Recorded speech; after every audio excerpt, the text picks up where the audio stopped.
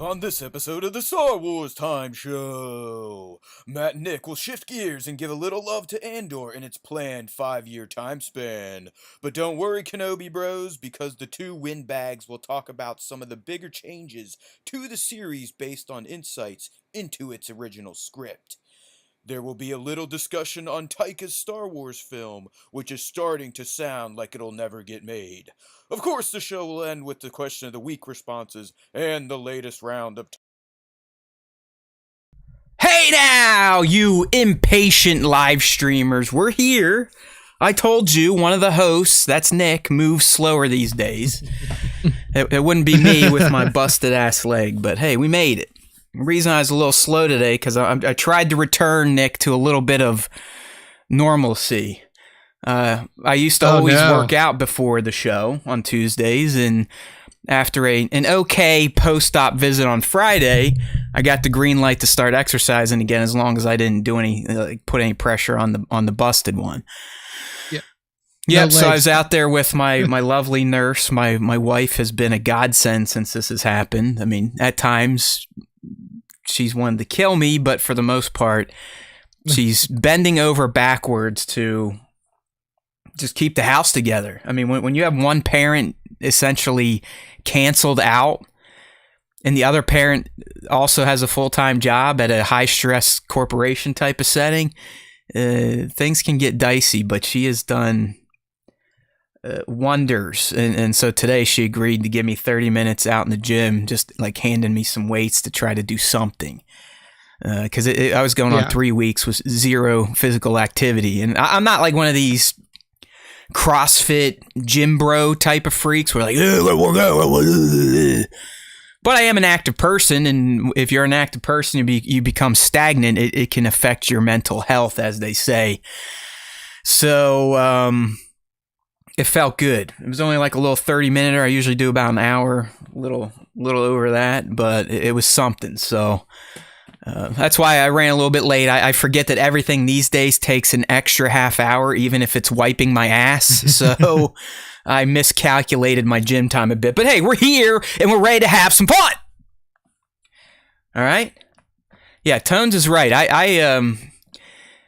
I kind of fell off the deep end, and if you don't know who Tones is, if you're just on the podcast, we are doing the live stream, and Tones is one of our big-time supporters and joins the live stream when he can, and he has a question, or not a question, more of he's outing me in my recent pre-order spree on the Sideshow Collectibles website because of some of the new Star Wars hot toys, and yes, I failed all around, Nick. I know. I think that was a week or two ago. You were trying to steer me away from the Book of Boba Fett. But without you by my side and in my ear, I faltered. And I did pre-order him. I pre-ordered the Purge Trooper that we shared in our shorts last week, by the way. Please keep checking out our shorts on all platforms, YouTube, TikTok, and Instagram. They've done pretty well at garnering some new subs and a new audience. I don't know how much is gonna bleed over into this humble little stupid show, but it has worked in getting more eyes on the SWTS. But like last week, if you see one of those things pop up in your feed, even if you think I sound like an asshole, go ahead and take one for the team and reshare that bad boy. But yeah, I kind of teased the Purge Trooper from Kenobi last week, Nick, in short form, thanks to Tones tipping me off to it. And once I saw him, I was like, yeah, I might as well go pre-order him. And I forgot, I got to pre-order Cad Bane. We talked about him a few weeks ago. And then sure as shit, that damn Book of Boba Fett popped up, and I couldn't do it. Like, I could not keep my hand from clicking on the pre-order now. Like, it was impossible. Knowing that this will now be, I'm going to have 1, 2, 3, 4. That will make my 6 Boba Fett hot toys when it shows up. 6! From a guy who at one point in time on this humble little show got on a soapbox about a character that used to be known as Bozo Fett. See? People can change. People can grow. And now I probably have more Boba Fett hot toys than a Boba Fett super fan. Doesn't make much sense, but that's my collecting life these days. So, all right, man. I don't know. I mean, we used to kind of have like our fuck around period. We might have had our first freeze. No, he's still alive. That's pretty sweet. Nope, I'm still here. We usually just, we kind of shoot the shit, talk about what we've gotten into in the pop culture life over the past week. Considering I can't really get out and do things like see new movies, I don't have much to share here. But I did get out. I forced myself to go to a few of the July 4th things. And yeah, I don't want to be one of those people like, oh, there's nothing to celebrate. But yeah, this was a weird July 4th for people that I think are of sane mind and aren't in a religious cult. But I still wanted to get out for the kid. Made it to my local fireworks. That kind of sucked. Just sitting there, my leg went numb and turned purple. And then over the weekend in the Discord, I let everyone know, if you want to join our Discord, it's open. We've got an open link on our Instagram profile at Star Wars Time Show on Instagram. That's kind of where you get to chat with one of the hosts in between shows. Like, that's a big fucking deal. But a lot of other sites would charge you for it, not us. But I let them know that I pre-ordered a wheelchair. Not pre-ordered, I bought a wheelchair from Amazon and a shower chair. Nice. And both of those has changed my life significantly. The wheelchair allowed me to get out to the July 4th parade yesterday in our little town where my kid was marching with the lacrosse team. So I was glad that I was able to do that. But I still can... I can only be in a non-laying, propped-up position for about an hour, maybe hour and a half before things start screaming down below. Start to lose. But yeah, we're getting there. You might have to send me the link to that shower chair because Taylor's been looking for one, and we just don't know what's what's a good one. If there's one that's do we have to get like some expensive this one cost me $45, $45, and so far it's done the job. I feel secure when I'm in there. I don't feel like I'm going to slip out. The seat's wide enough to get my ass on it. It's deep enough that I can slide all the way back and kind of curl my dead leg in. Because it is dead. I mean, it is still pretty dead. It just kind of hangs there, and I can bend it. I can extend it all right. I can't curl it for shit. But yeah, I'll hook you up, man. It was like a $45 bundle deal with the wheelchair. So... I checked out at Amazon for like $280. Got myself a shower chair and a wheelchair, foldable wheelchair, pretty sweet, and it's worked out pretty well. Okay. Even allowed me to light off some fireworks Sunday night with the neighbors after a little bit of a cookout. So, I know we're not here to talk about my busted ass leg life, but this is probably the first weekend I almost felt human again. I mean, there was a lot of pain associated with it, but it was kind of worth pushing through it just to kind of feel like I belong again, you know what I mean? And I'm not just a cellar dweller like some of these other people. Yeah. So that was good. I don't know, I'm missing, I want to get out to the movies, and I think now with either the wheelchair or just the way the recliners are, I probably could do it. Maybe catch Thor this Thursday if I can still find the spot.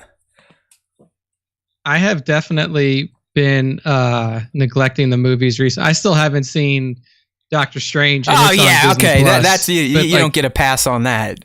I mean, honestly, like I'm starting to get a little done fatigue on the Marvel stuff. I want to see Thor because I like Taika and what he's done with Thor's with Ragnarok and stuff. But I'll get around to seeing Doctor Strange. Still haven't finished Moon Knight. Still haven't started Miss Marvel or anything like that. Yeah, so just starting to get some content fatigue on the Marvel stuff.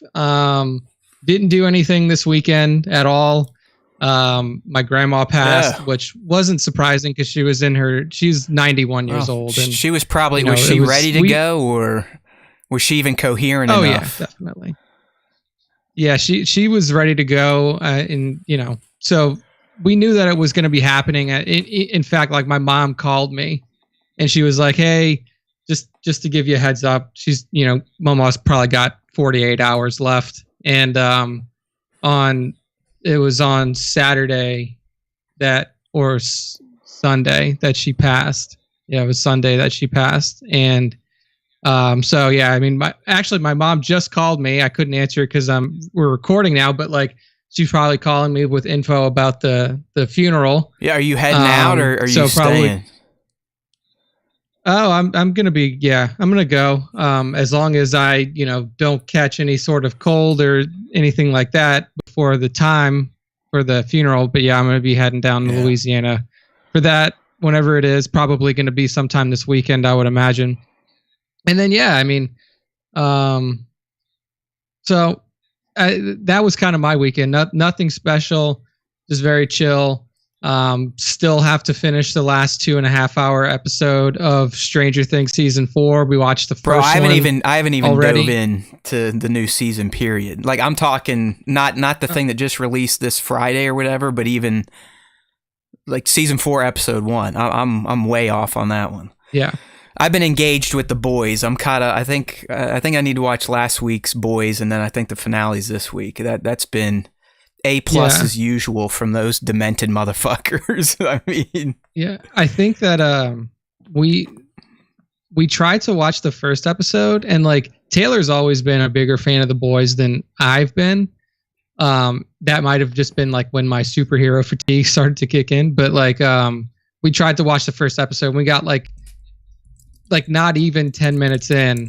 And when that, the guy essentially explodes in the beginning of the first episode, she's like, okay, like I just don't feel like watching this. I was like, okay, well, let's get off my back. I love shows that are overly gory like that. Just, I mean, you should see, if you guys thought that was bad, you should see how season 3 opens up. Like their big gory death in that is, let's just say, that's the one that we're talking about. Like the beginning, the first. Episode where the guy 3 does the Ant-Man thing we've all talked about. There used to be, well, he should just fly up Thanos' asshole and then expand himself. Well, you kind of get something similar to that, but he uses a different orifice in the boys. Yeah. Oh my God! I like that type of shit. I like dark humor and gore, man. I love that stuff. So that's me. Yeah, I don't know. So it's just been ho-hum, like I said, trying to get back to some sort of normalcy. Had a decent 2-week post-op with a PA. The only bummer was I had to keep the train tracks in the staples because my wound for some reason had split open. And I'm guessing that's probably because she's like, well, I'm assuming the fact that you can already get fully extended and the 90, you've probably been pushing yourself more than you should be. And I was like, well, you'd be right. Because I'm not just gonna fucking sit there. It's funny. I have a buddy who just had knee surgery too. I mean, his was elective. He's not an accident person like myself. And just kind of talking about all this stupid shit and how it happens to you. And he's like, listen, they talk to us this way because they're used to dealing with most Americans that don't work out. Fucking, if they do get surgery, they just lay there like a blob and do nothing. And I was like, yeah, I guess, because it just, I don't know. I always seem to shock my doctors because I don't just fucking sit there and do everything they tell me not to do. I guess something with mine, like a big thing is not to put a prop behind your knee. You want to put it on your ankle so your leg is always forced by gravity to kind of stay straight and extended. Straight. Yeah. Yeah. So, I can even remember before I went under, he's like, you have to bend your knee out of surgery. You have to extend it. Please don't just lay there. I'm like, all right, I hear you. I'll do it. And I did it.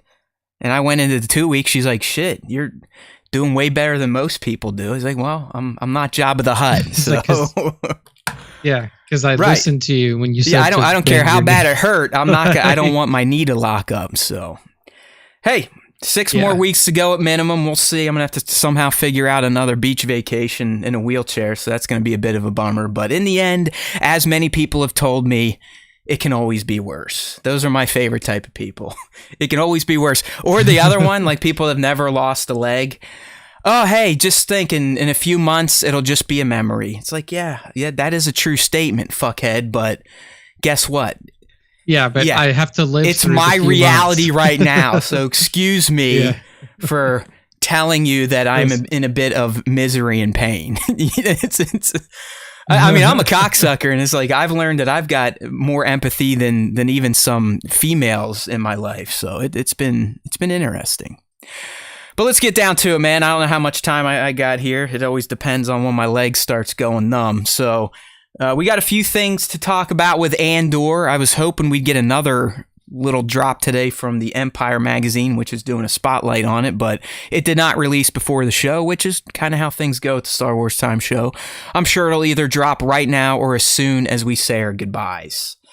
But we've got a few things to talk about with Kenobi. I know I said we were going to put it to bed last week, but this Stuart Beattie is on a fucking tear with this interview he gave to the Direct, which I got to give the Direct credit. I mean, they slow burned that motherfucker and really kind of stole the headlines last week in Star Wars fandom news. And then we'll talk a little Taika. Things are looking rocky over there. Could he go the way of a lot of other promising Star Wars directors with Lucasfilm? It is starting to sound like that. So who knows? That's all on the docket for today's Star Wars Time Show.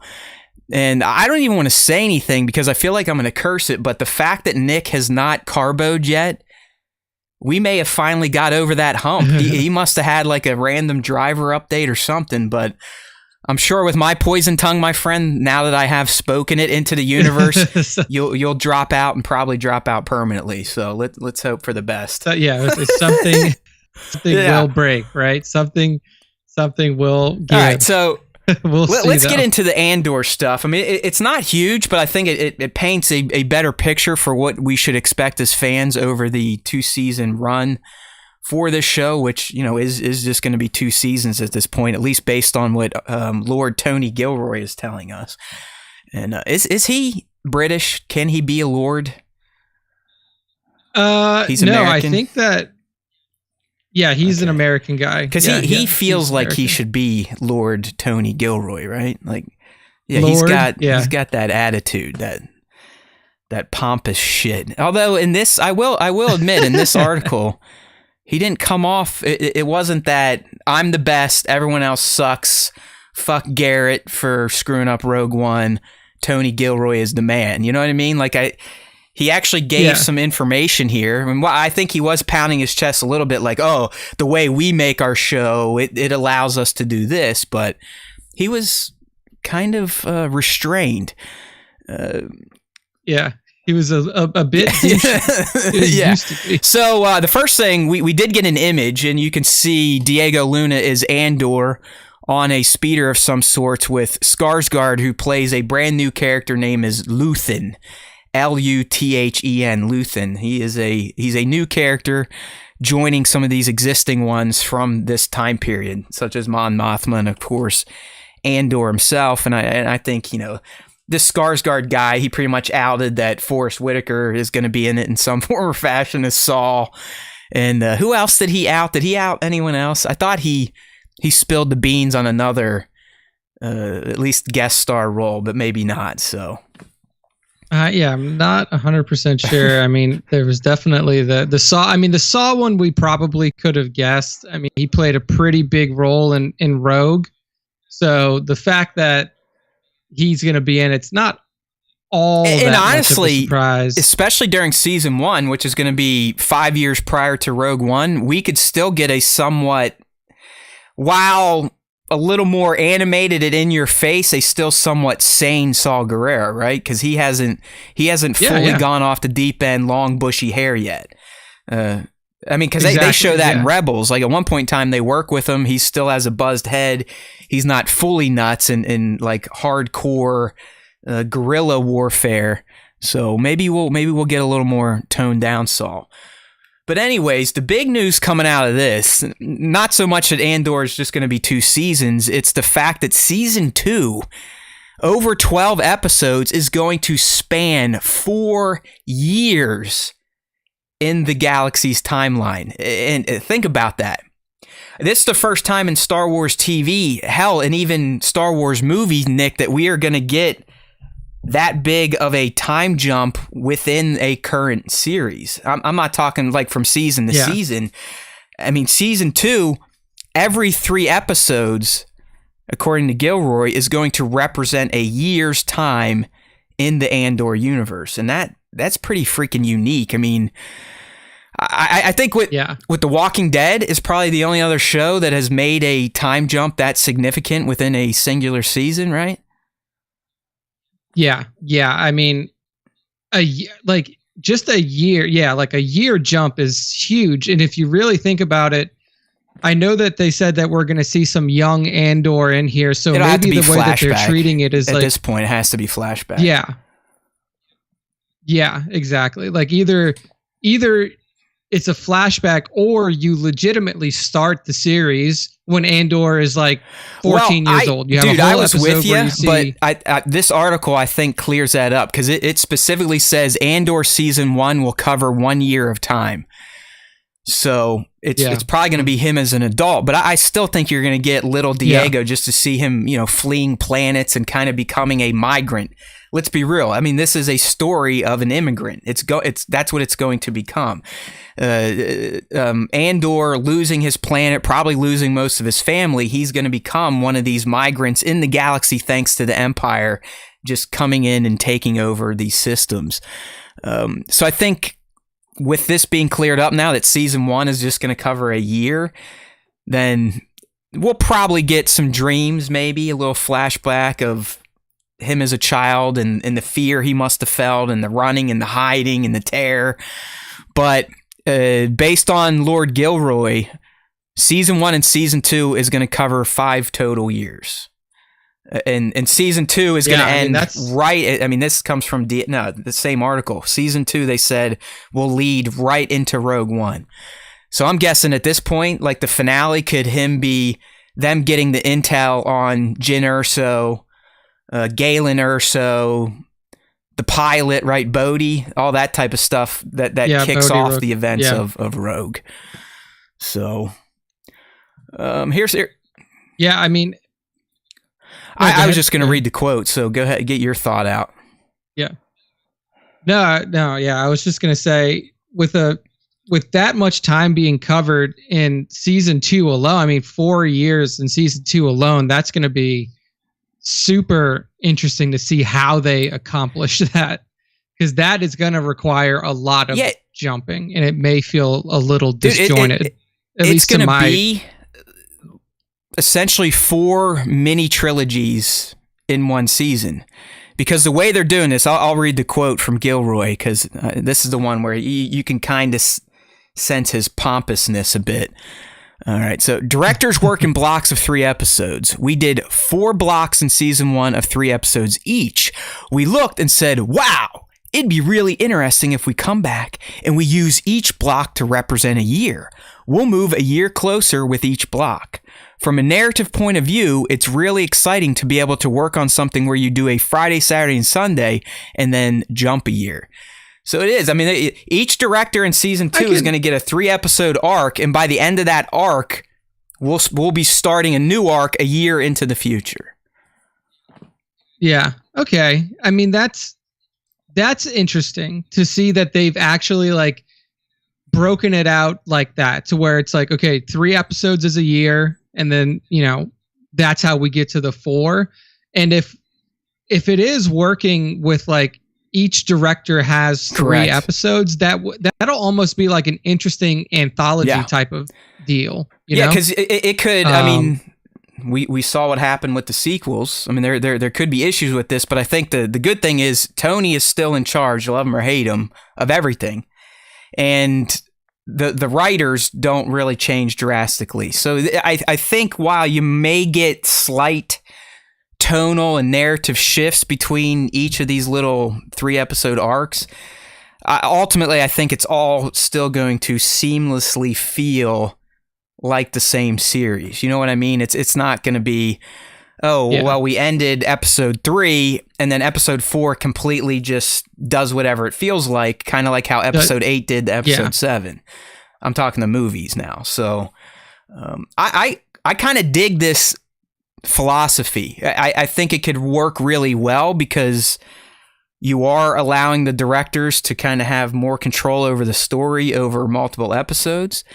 But like I said, as we saw with the sequel trilogy, sometimes things can get dicey when you kind of change artistic hands in between the main beats.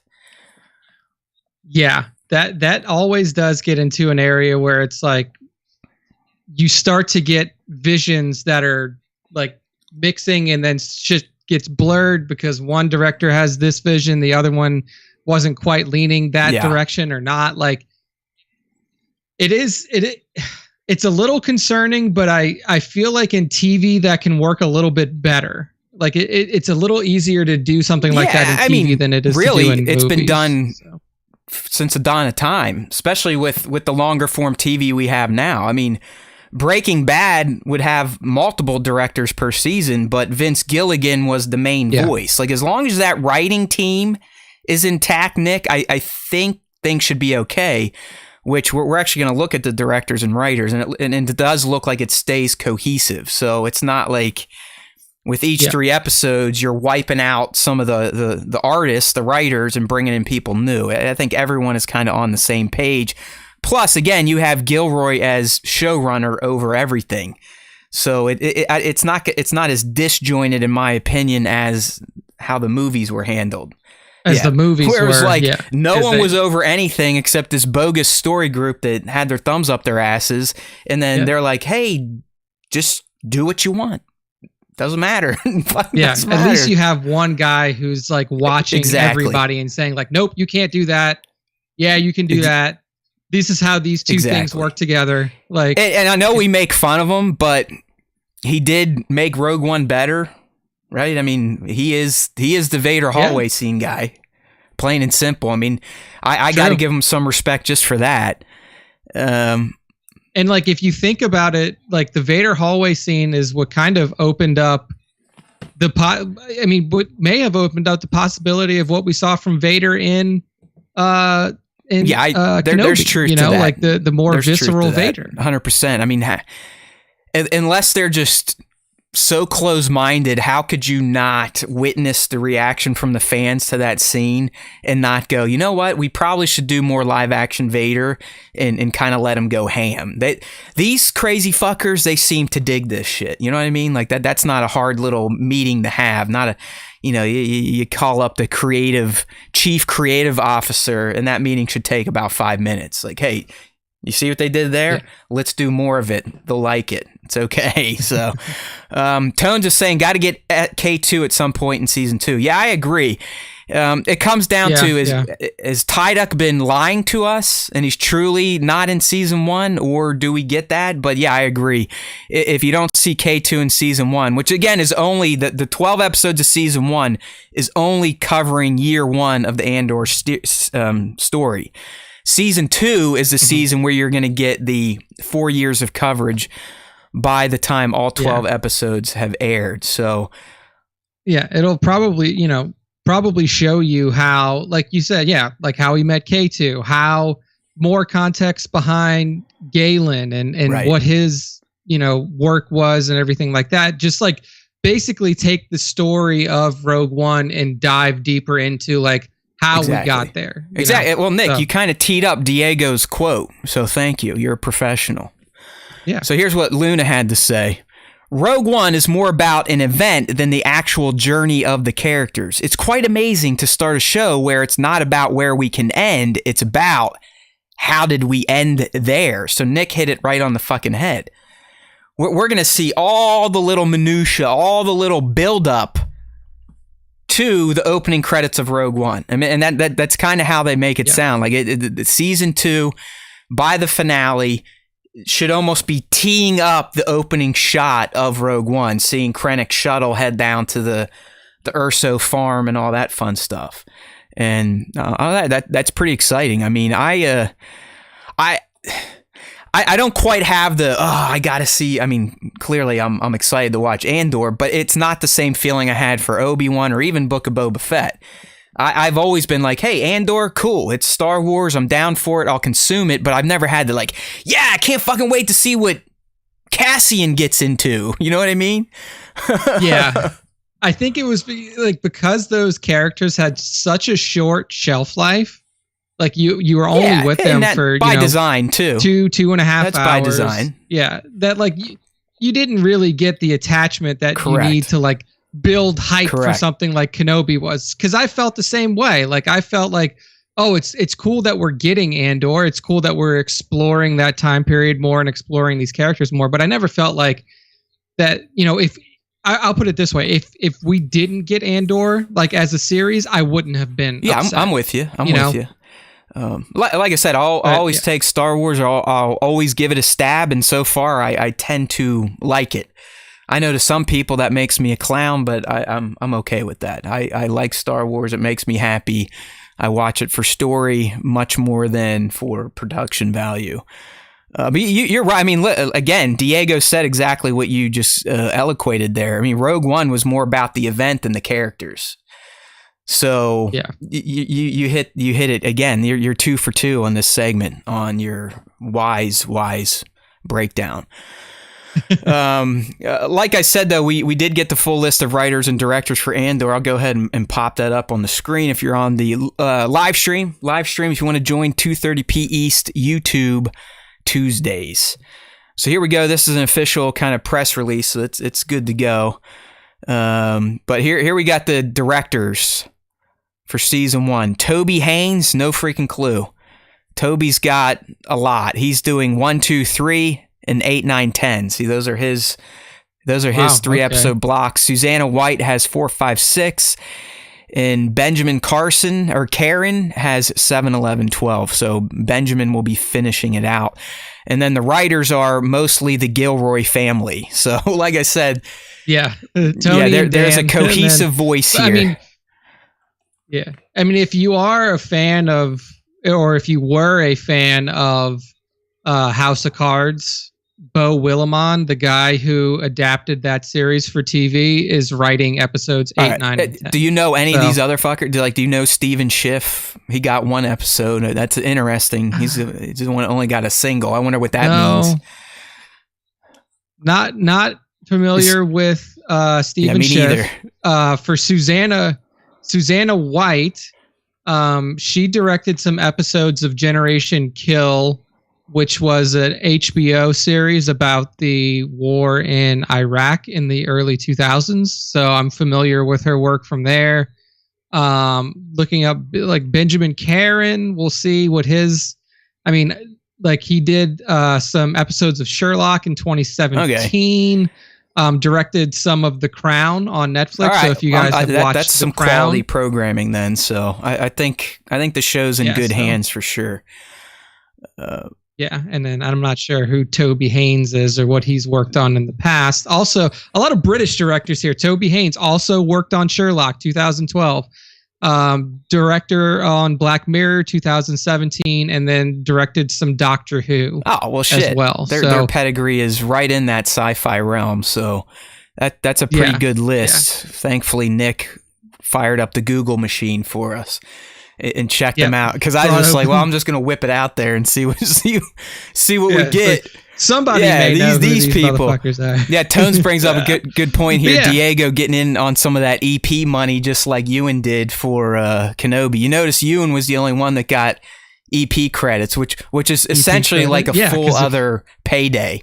I mean, you get an extra paycheck, and then you also get to say like, hey man, maybe I do like a spin. Yeah, right. You give casual direction, but mostly when actors are EPs, it's for back end and money type of stuff. It's not so much for control. Yeah. But yeah, good for them. Because their agent worked that deal out for them. I'm never going to begrudge anyone from making some cash. So good for you, Diego and you, and get that EP money and get that cast money as well. Yeah. It's a shame Hayden didn't get that type of deal, but maybe if they do a season 2, he can work that into his negotiations. But hey, that's why General Kenobi was called the negotiator after all. I mean, honestly, if you were Ewan, and look, I mean, not Ewan, if you were Hayden at that time, you had no leverage to negotiate. Much. Like, what were they gonna say? Like, oh, what are you going to do? Go work on something else? Yeah, right. It's like, as fucked up as that sounds. Right. I mean, they kind of had him by the balls, and they've had him by the balls since 2005, more or less. I mean, they stifled his career, so who knows here? I got to crash out an app here real quick before it blows something up. Yeah, it might be. No. Maybe my Matt will turn. be the one that It drops. might be my turn this week. This may be a record in the last few months of how long I've been on a cast without my fucking Skype dropping. So maybe Microsoft made some updates. Hold on. Let's see if there we go. Oh shit! It's Safari that's bombed out. that's what I'm using to drive the show.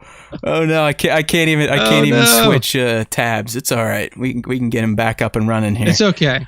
But yeah, so the Andor stuff, while it didn't, I'm not. Oh, there we go. We're back in business. Good for you. Good for you. maybe not. I probably spoke too soon. I don't know. I think the approach Gilroy and his team is taking it's interesting, and if done right, I think it's going to be badass to see those time jumps. You can really cover a lot of material. You know what I mean? A lot of time, if you will. What the hell is going on here? Yeah, and like if you think about it too, like in the formation of the rebellion and stuff like that, like prior to Rogue One and the events that happened on Scarif with the stealing of the Death Star plans and stuff like that, there was no big event or big events that had happened within the rebellion before then. So like it makes sense that you cover years in this show, because you're not going to have like one tentpole event or one huge happening that's going to take up 4 or 5 episodes. You know, like it's all of the building. It's the building blocks of the rebellion that we'll see happening. So having it over 4 or 5 years may seem like a long time, but realistically, like the rebellion was pretty low key up until the invasion of Scarif. No, you're right. I mean, it was still cellular for the most part. You'd have cells out there. You'd have your Phoenix squadrons, and then Saul's group, and this person, Mon Mothma's group over at the Masasi Temple, all that fun stuff.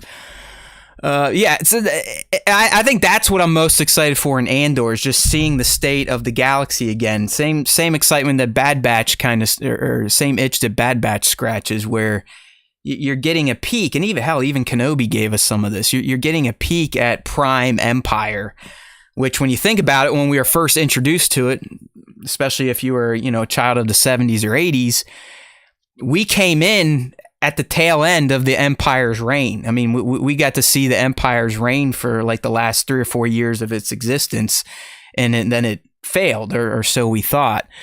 We are with the Bad Batch and the Kenobis and eventually the Andors, we are seeing primo Empire, like Empire flex. This is where Sidious, he's in there looking at himself in the mirror, like hitting the crab, going like, "Ooh, do it," flexing hard on Vader. Vader's probably feeling a little bit better. It'll be a few years after his beatdown from Kenobi, so he's probably got some of his mojo back at this point in time. That's what I'm excited for in Andor. It's not necessarily Cassian himself. While I like the character, think Diego's great. I'm probably more intrigued with Mon Mothma's plot lines and kind of what she's getting into and stuff like that. Just because we know how big of a hand she has had in the rebellion itself, all the way back to the Revenge of the Sith days. All right, Safari is definitely on crack, so I'm going to try to force quit this thing out here. Everything is jacked. Everything is jacked, but don't worry, guys. As soon as Matt gets that figured out, we got some Kenobi news. As soon as this comes back, I'll drop out. Nick will drop out. Everything will fail. But we have some Kenobi news coming up for you from Stuart Beatty, who is the guy who wrote the film adaptation for Kenobi initially and then was turned into the show.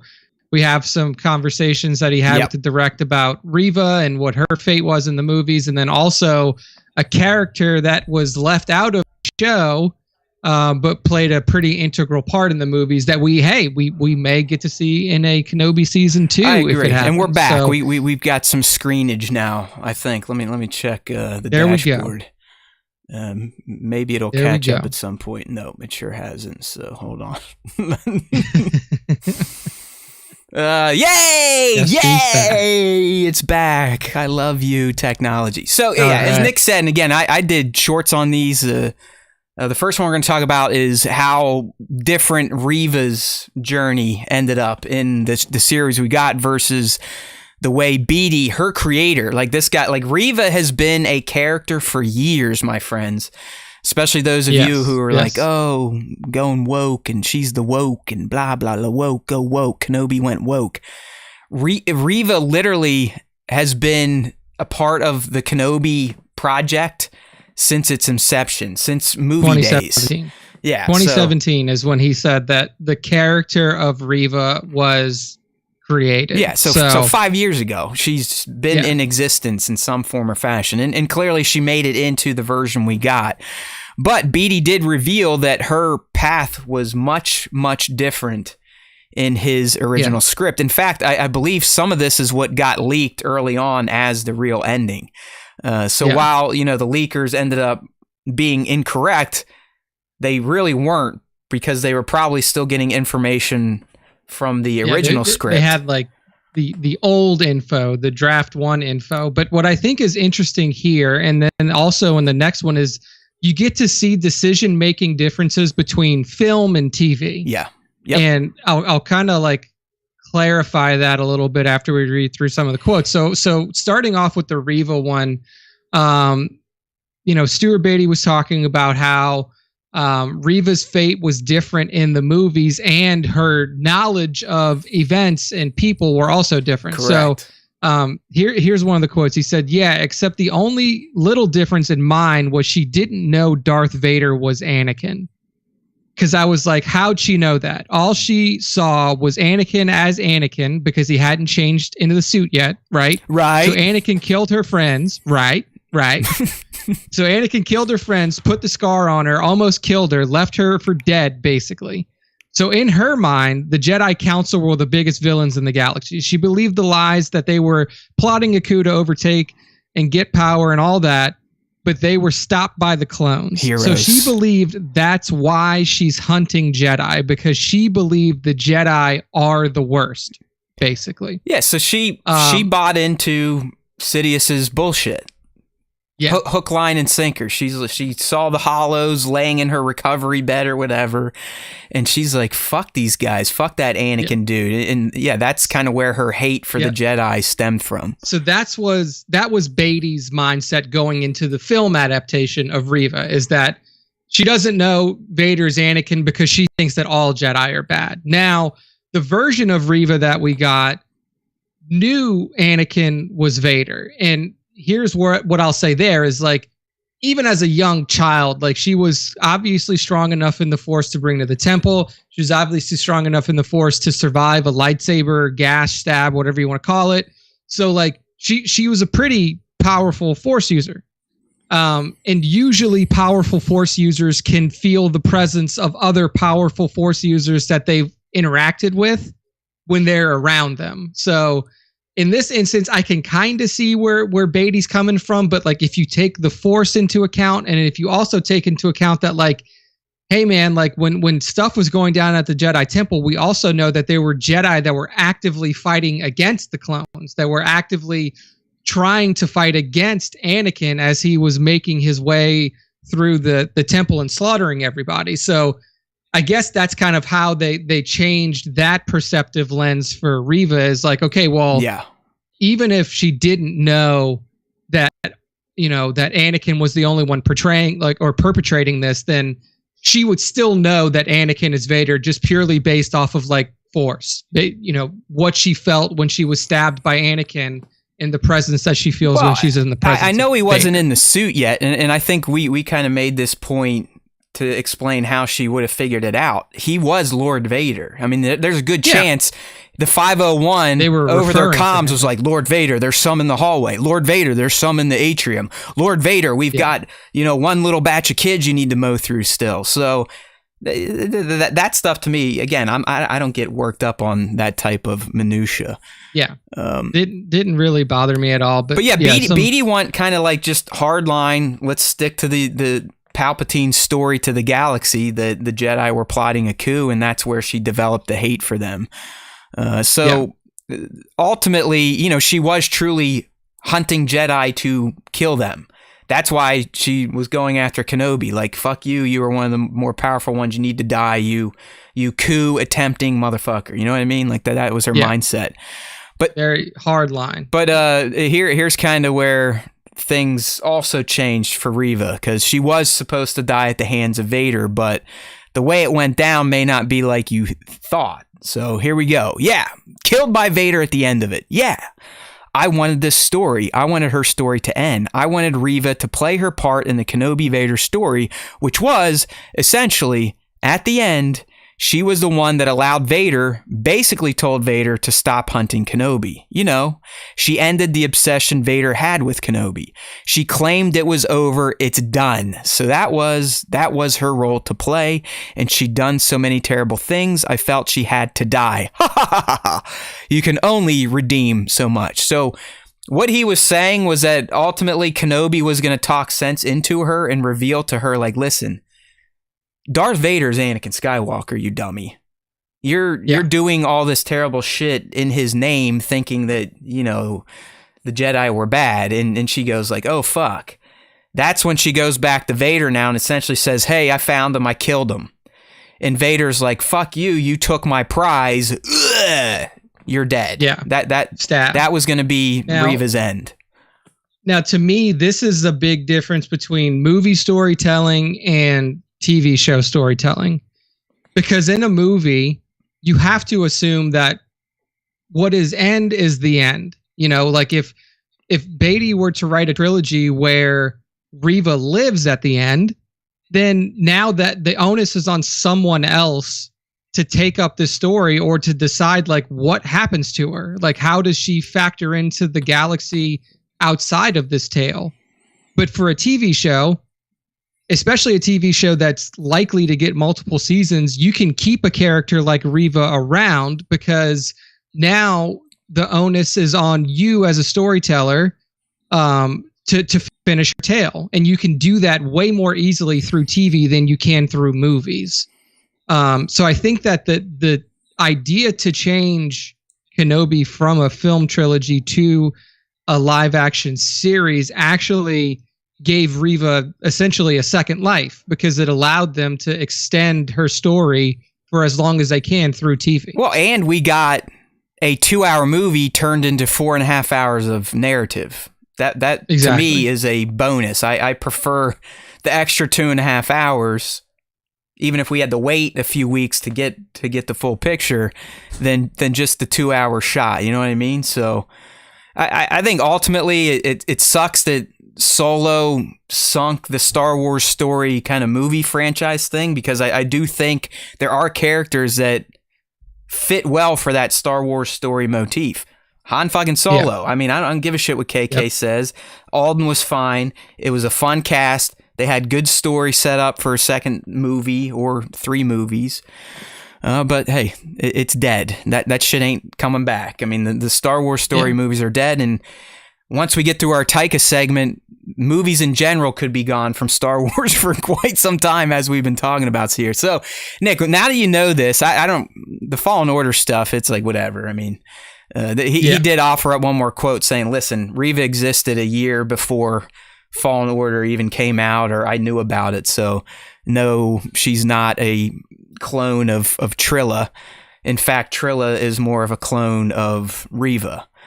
Because really, if you think about it, what we're telling you is the exact story you got in Jedi Fallen Order with the second sister.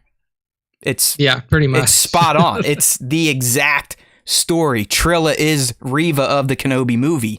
It's not even different outside of, instead of having a boner for Kenobi, Trilla had the hard on for Cal and her former master. Yeah, exactly. But it's dead nuts on. Like, she even goes back and Vader kills her for trying to like do the right thing, and that's what was going to happen to Reva. So, Nick, I ask you, do you prefer the movie version or Reva making it to possibly tell another tale?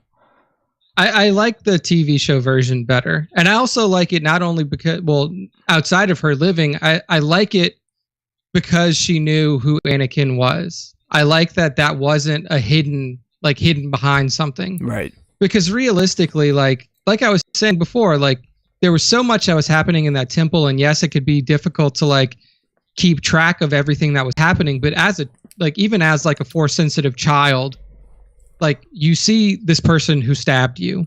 Like even if you didn't see, stabbed you, cut down all of your friends, even if you didn't see the other Jedi who were trying to defend you in the Jedi temple, you as a Force user would be able to tell, like, that's the motherfucker that stabbed me. Yeah.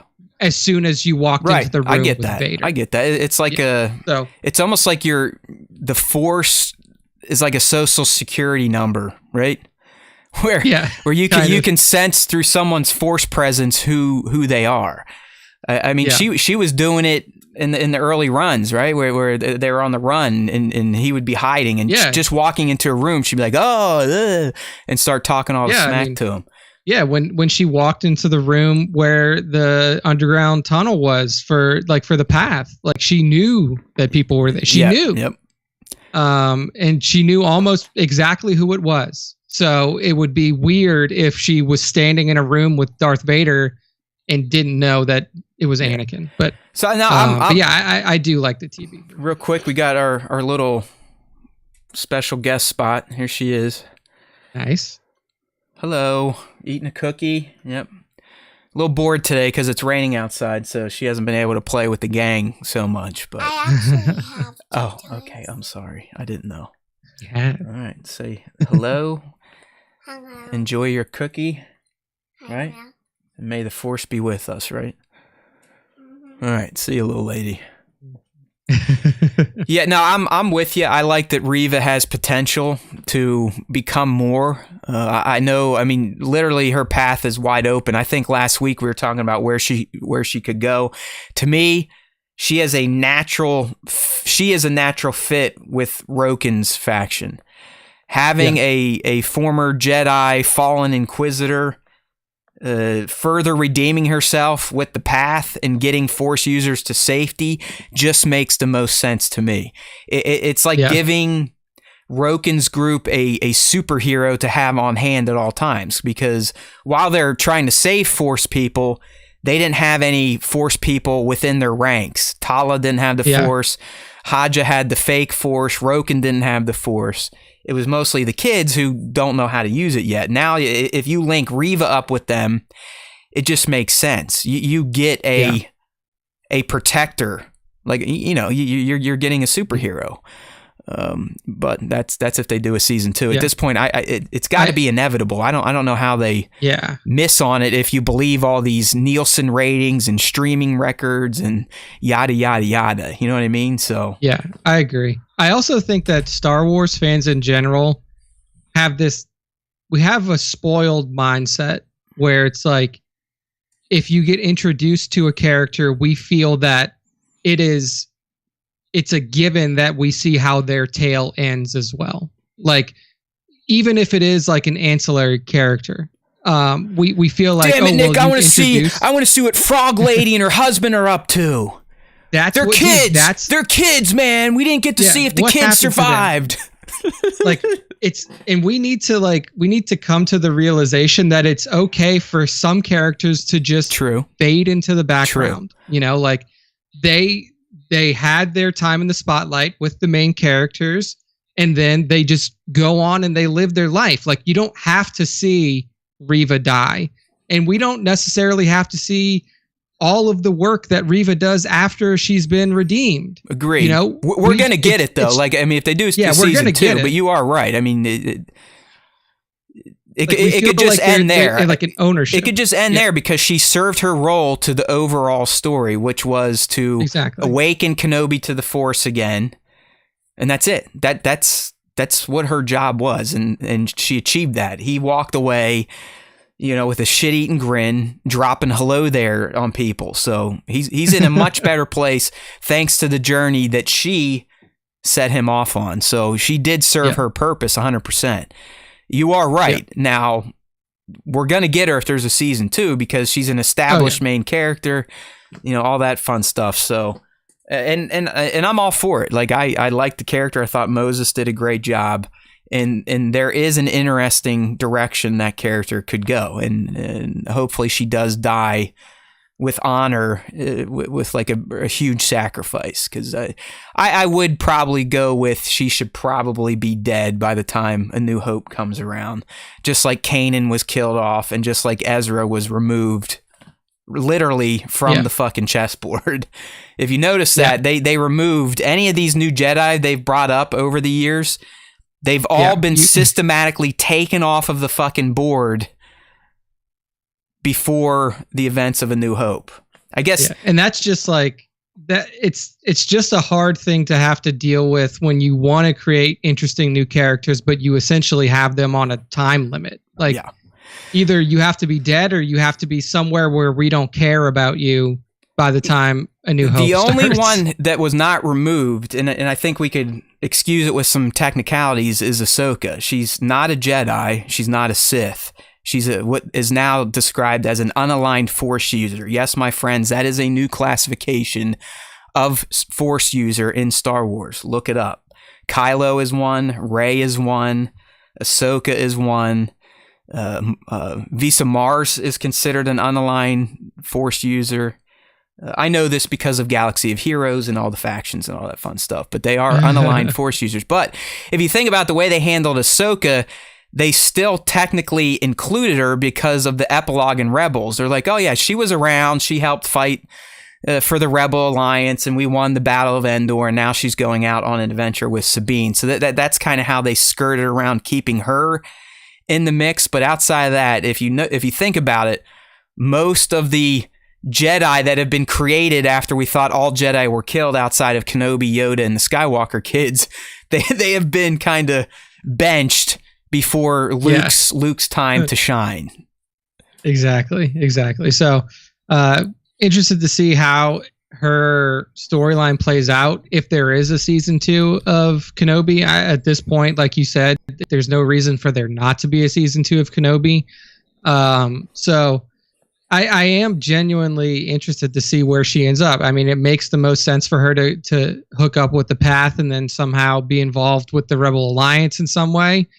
But we'll see.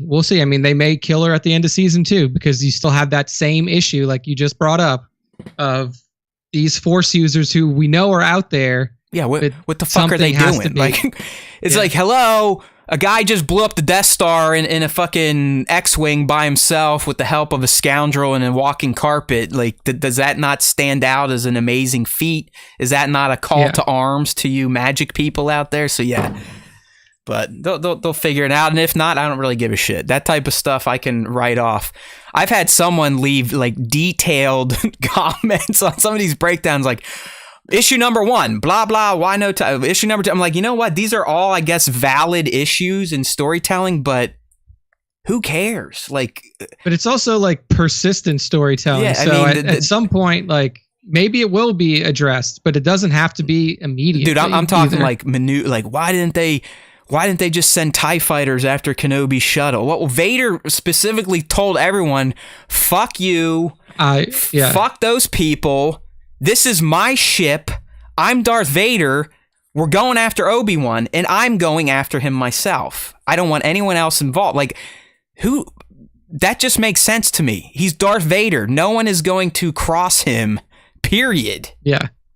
What do you think they're gonna do? Do you think that these TIE fighter pilots are just gonna launch themselves out of the fucking thing? Yeah. When Vader says no, it's a no. Right. It's a blanket no. I mean, even the Grand Inquisitor looked at him like, "Are you serious, dude? This is a ridiculous tactical blunder on your part." But oh, I forgot. You're Darth Vader. Whatever you want, pal. Sounds good to me. I don't want to be on your bad side. I don't want to get choked to death today. Yeah, so whatever you want. You can do whatever. That's I don't know. I don't get wrapped up in that type of stuff. It's just Star Wars to me has always been full of plot convenience because it's a science fiction property.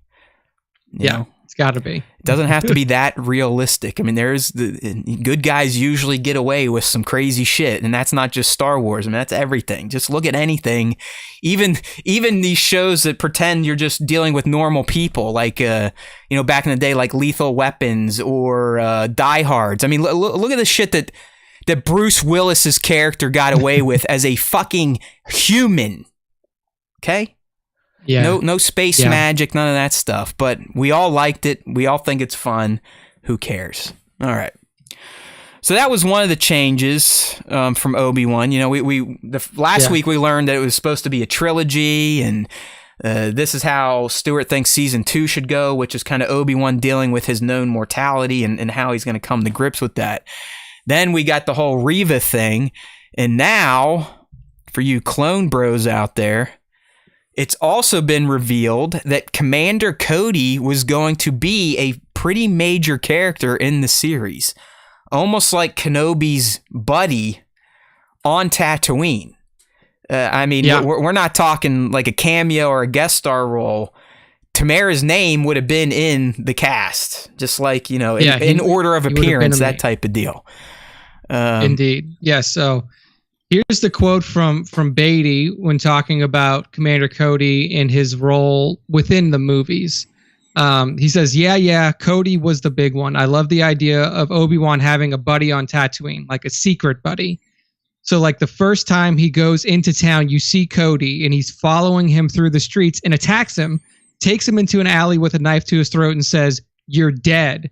And then you realize, oh no, Cody's making a point. Like, come on, you got to be more careful. All right, so right there. So he's like Kenobi's protector almost. But how cool would that scene have been for fans? Because the way he sets it up, we wouldn't have known that yet, Nick. So we'd be sitting there as fans. Yeah. I'd be up at 5 a.m. in my underwear, sitting downstairs in the dark, and you see Tamara Morrison pop up on screen. Maybe he's got a little of that clone armor on still, the iconic yellow, so you immediately know it's Cody. And you're like, oh shit, Cody! And then you see Obi-Wan, and you're like, uh-oh, what's gonna happen? Is he still like Order 66 Cody? You gotta remember, Cody took a fucking shot at his general.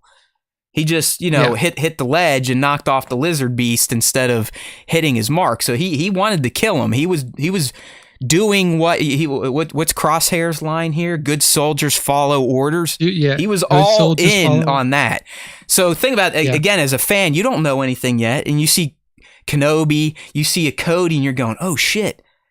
Right away, they're going to show an attempt on Kenobi's life through Cody. And you're like, and then they get in the alleyway, and you learn that no, these two have been together for who knows how long, and Cody truly is his bodyguard at this point in time. So yeah.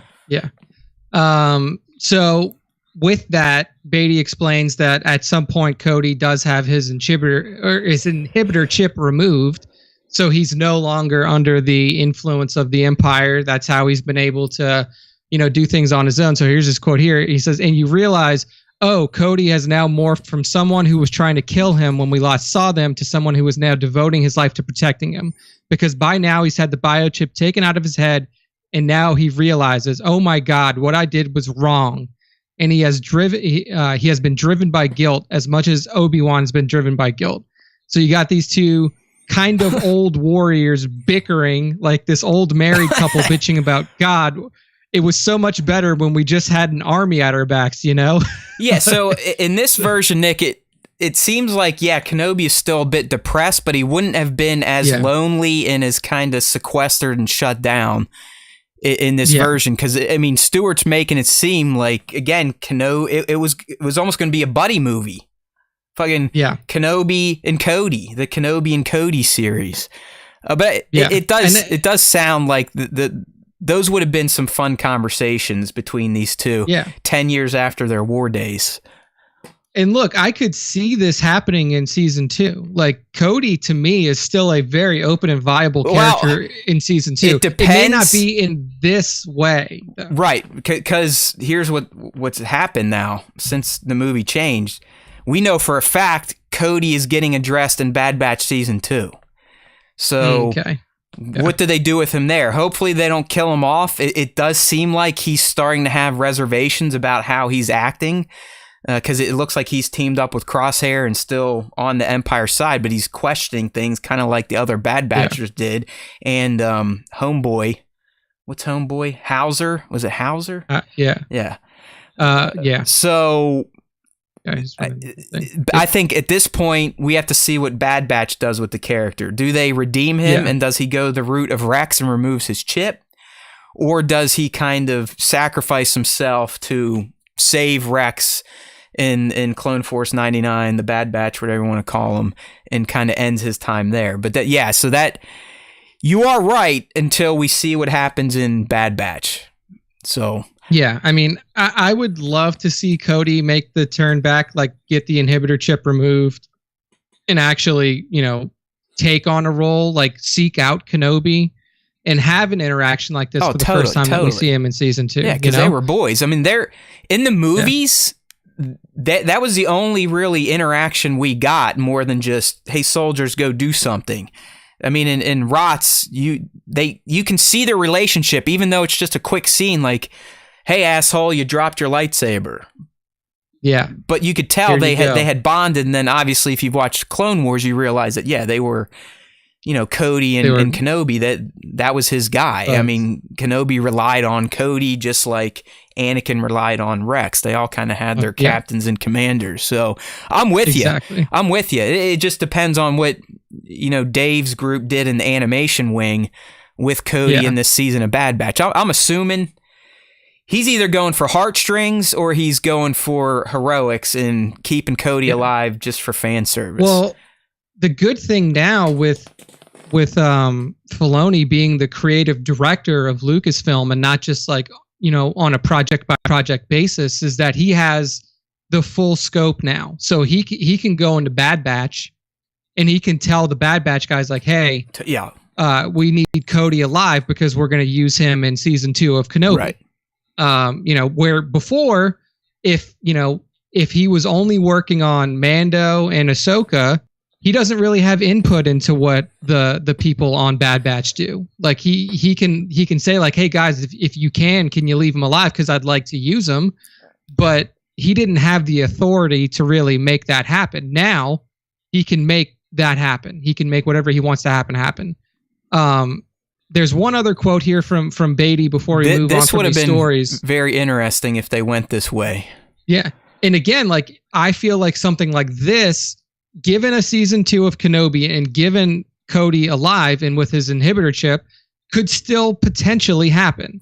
Yeah, so, I mean, especially if, like we were talking last week, if Kenobi does decide to kind of explore Force temples and really kind of hunker down for learning how to become a ghost, he probably is going to have to leave again, and that would offer up this exact situation you're about to quote. 100%. So here's the quote here. And he says, and the idea of mine was that when Obi-Wan had to leave Tatooine, he left Cody in charge of Luke. And that gave us a fun little B story to keep cutting away to.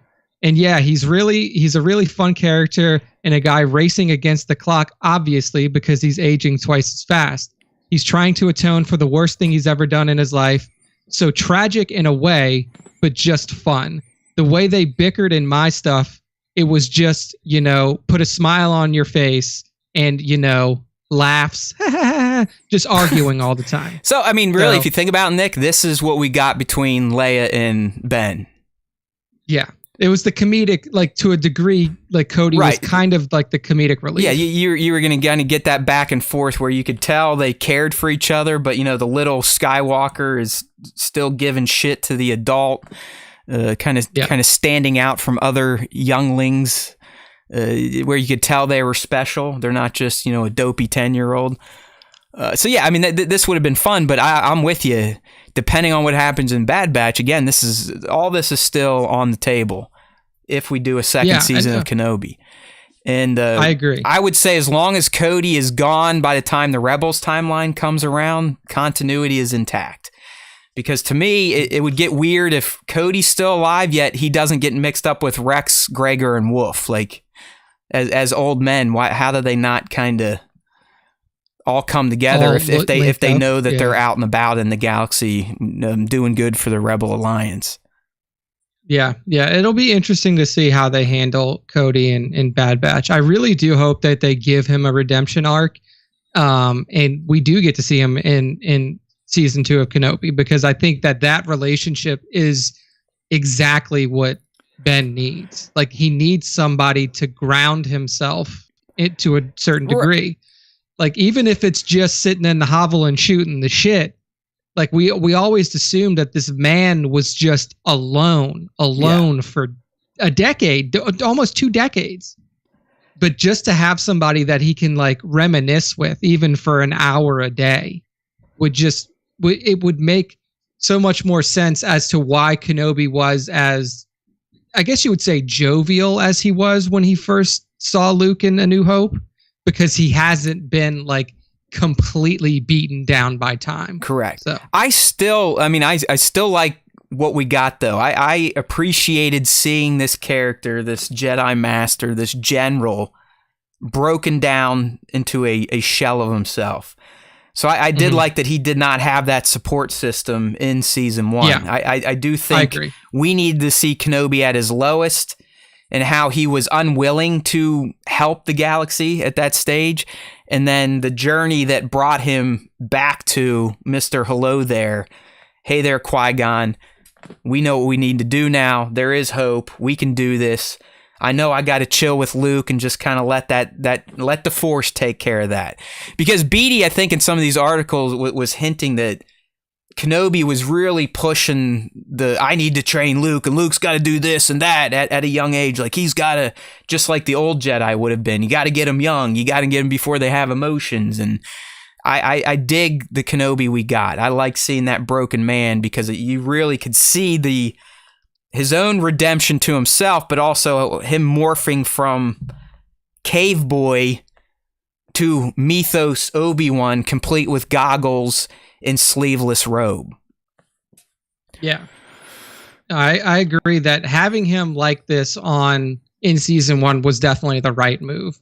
So maybe they've already played around with the idea. Maybe they did play around with the idea of having Cody in it, but they were like, hey, for now, we need to see him like really. Yeah, really I think that was the right choice. Beatty said, he's like, I don't know why Cody got cut. He's like, I'm guessing the fact that the Book of Boba Fett became a thing and we lost Tamara when they would have been getting ready to shoot could have been one of the reasons. But ultimately, I think if you really think about it and you kind of put your Cody fanboyish in check, it was the right move. I really think the broken Kenobi was the way to start, to really see him kind of go through those trials and tribulations to become an even better version of the man we saw at the end of Revenge of the Sith. I mean, he is on his way to making that crazy ass sound in the Dune Sea, right? The crate dragon sound, as they so call it. Yeah. We got some. South P24 asks in the chat. He said, "What's the life expectancy of a clone?" So I looked it up, and basically the way that I've seen it broken down is it takes 10 years for them to mature into combat form from the time that they are created to when they can be deployed. Like their 20s. So in 10 years, they age 20 about. Yeah. So roughly their lifespan is 40 to 50 years, given the advanced aging.